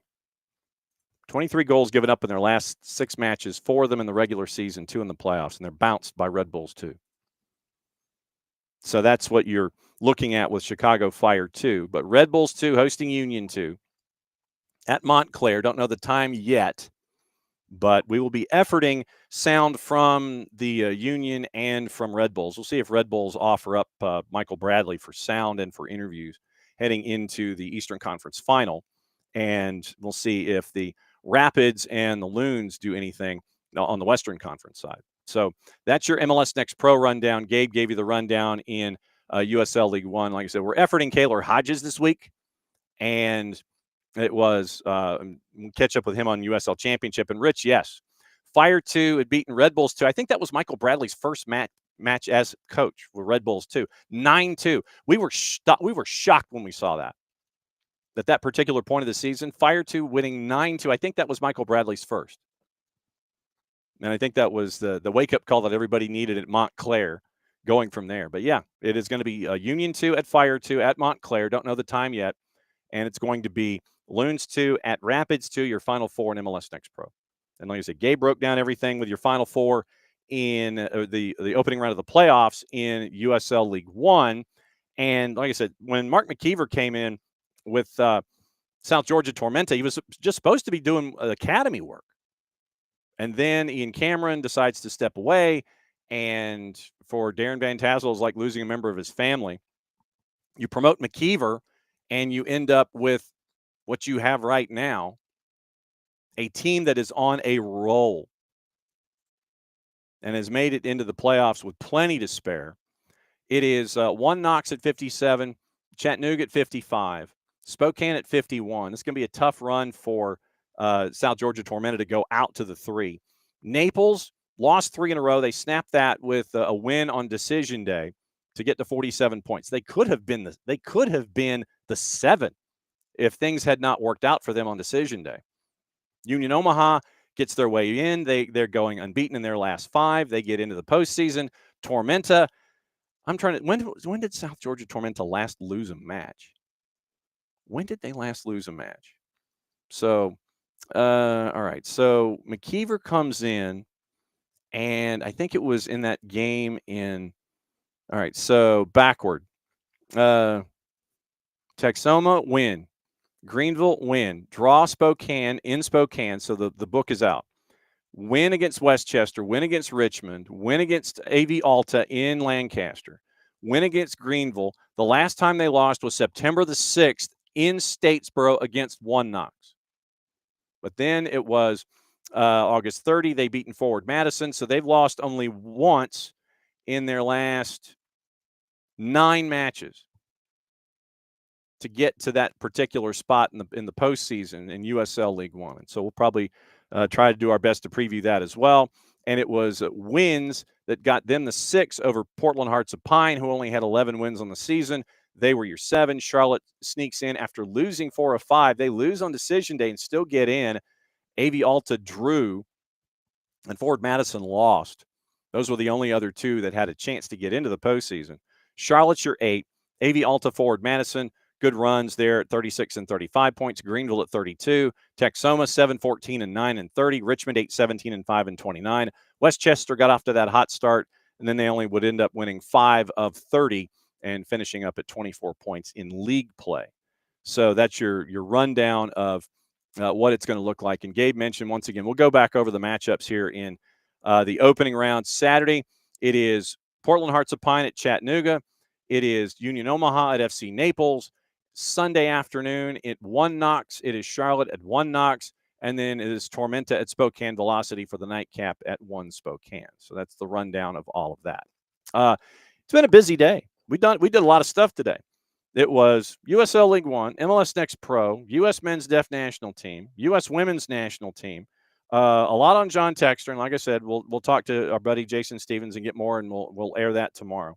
Then it was everything in Major League Soccer and everything that has gone on in news that we can pick up quickly. Remember, tonight it is soccer over there, 8 o'clock on the network, 8 o'clock Eastern time. Jason and I will be at the Brew House Cafe. We'll break down a lot of things going on. There's stuff going on in Brazil you need to know about. There's stuff going on in Turkey you need to know about. There are player impersonations. There is gambling having to do with referees.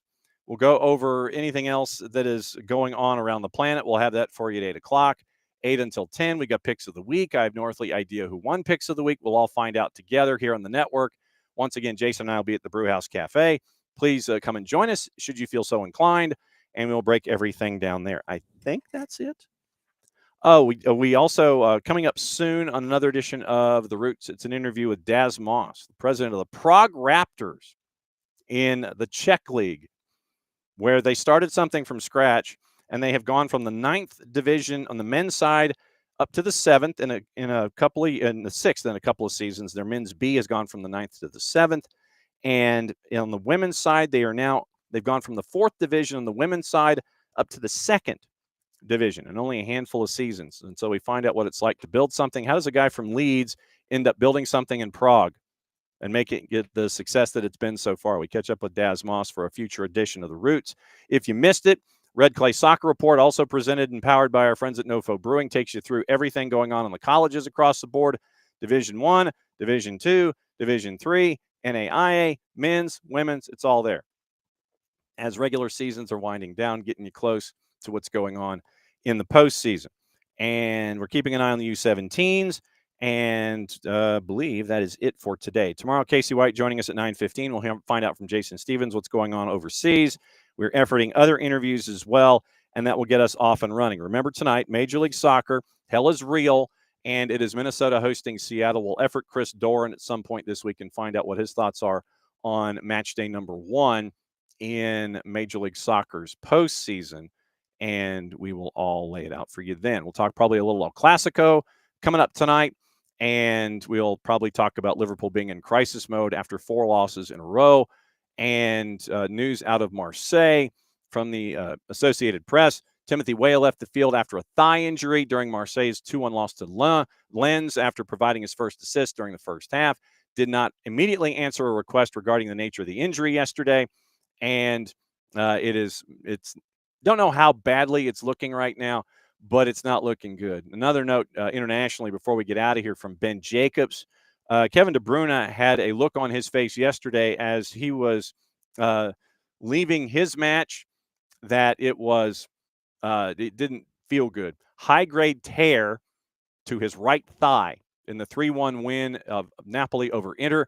Napoli confirmed rehabilitation has started, expected to be out months. So Kevin De Bruyne, looked like it was in the first half because he made it back to the bench with his thigh getting wrapped. High-grade tear right thigh. Kevin De Bruyne out for a long time for his new club, Napoli, as they won 3-1 over Inter on Saturday. Matty Cash signed a new contract at Villa, keeping him there till 29, option for yet another year. Juve sacking Igor Tudor after the 1-0 loss to Lazio, 8th in Serie A. Massimiliano Brambilla taking interim charge until Juve finds a replacement, and other news in the lower divisions as well. And if you haven't followed Ben Jacobs, please do at JacobsBen on the Twitters. That's another Reaction Monday here at SDH. As always, thanks for dropping by, as you always do. Thanks to y'all. Thanks to Gabe. Thanks to U.S. Soccer for helping us out there. Thanks to Abe. And thanks to all of you for being great, intrepid producers and letting us know about what's going on in and around the world, because your hands are a lot faster than mine when it comes to finding stuff on the interwebs. Back at it again tomorrow, 9:05 a.m. for another go-round of SDH AM. 8 o'clock tonight from the brew house. It's soccer over there. Mucha Platiel, play it safe. Since it's the end of the show, that means I get to do this. Back at it again, 8 o'clock tonight, and then back here, 9:05 in the morning. Be good.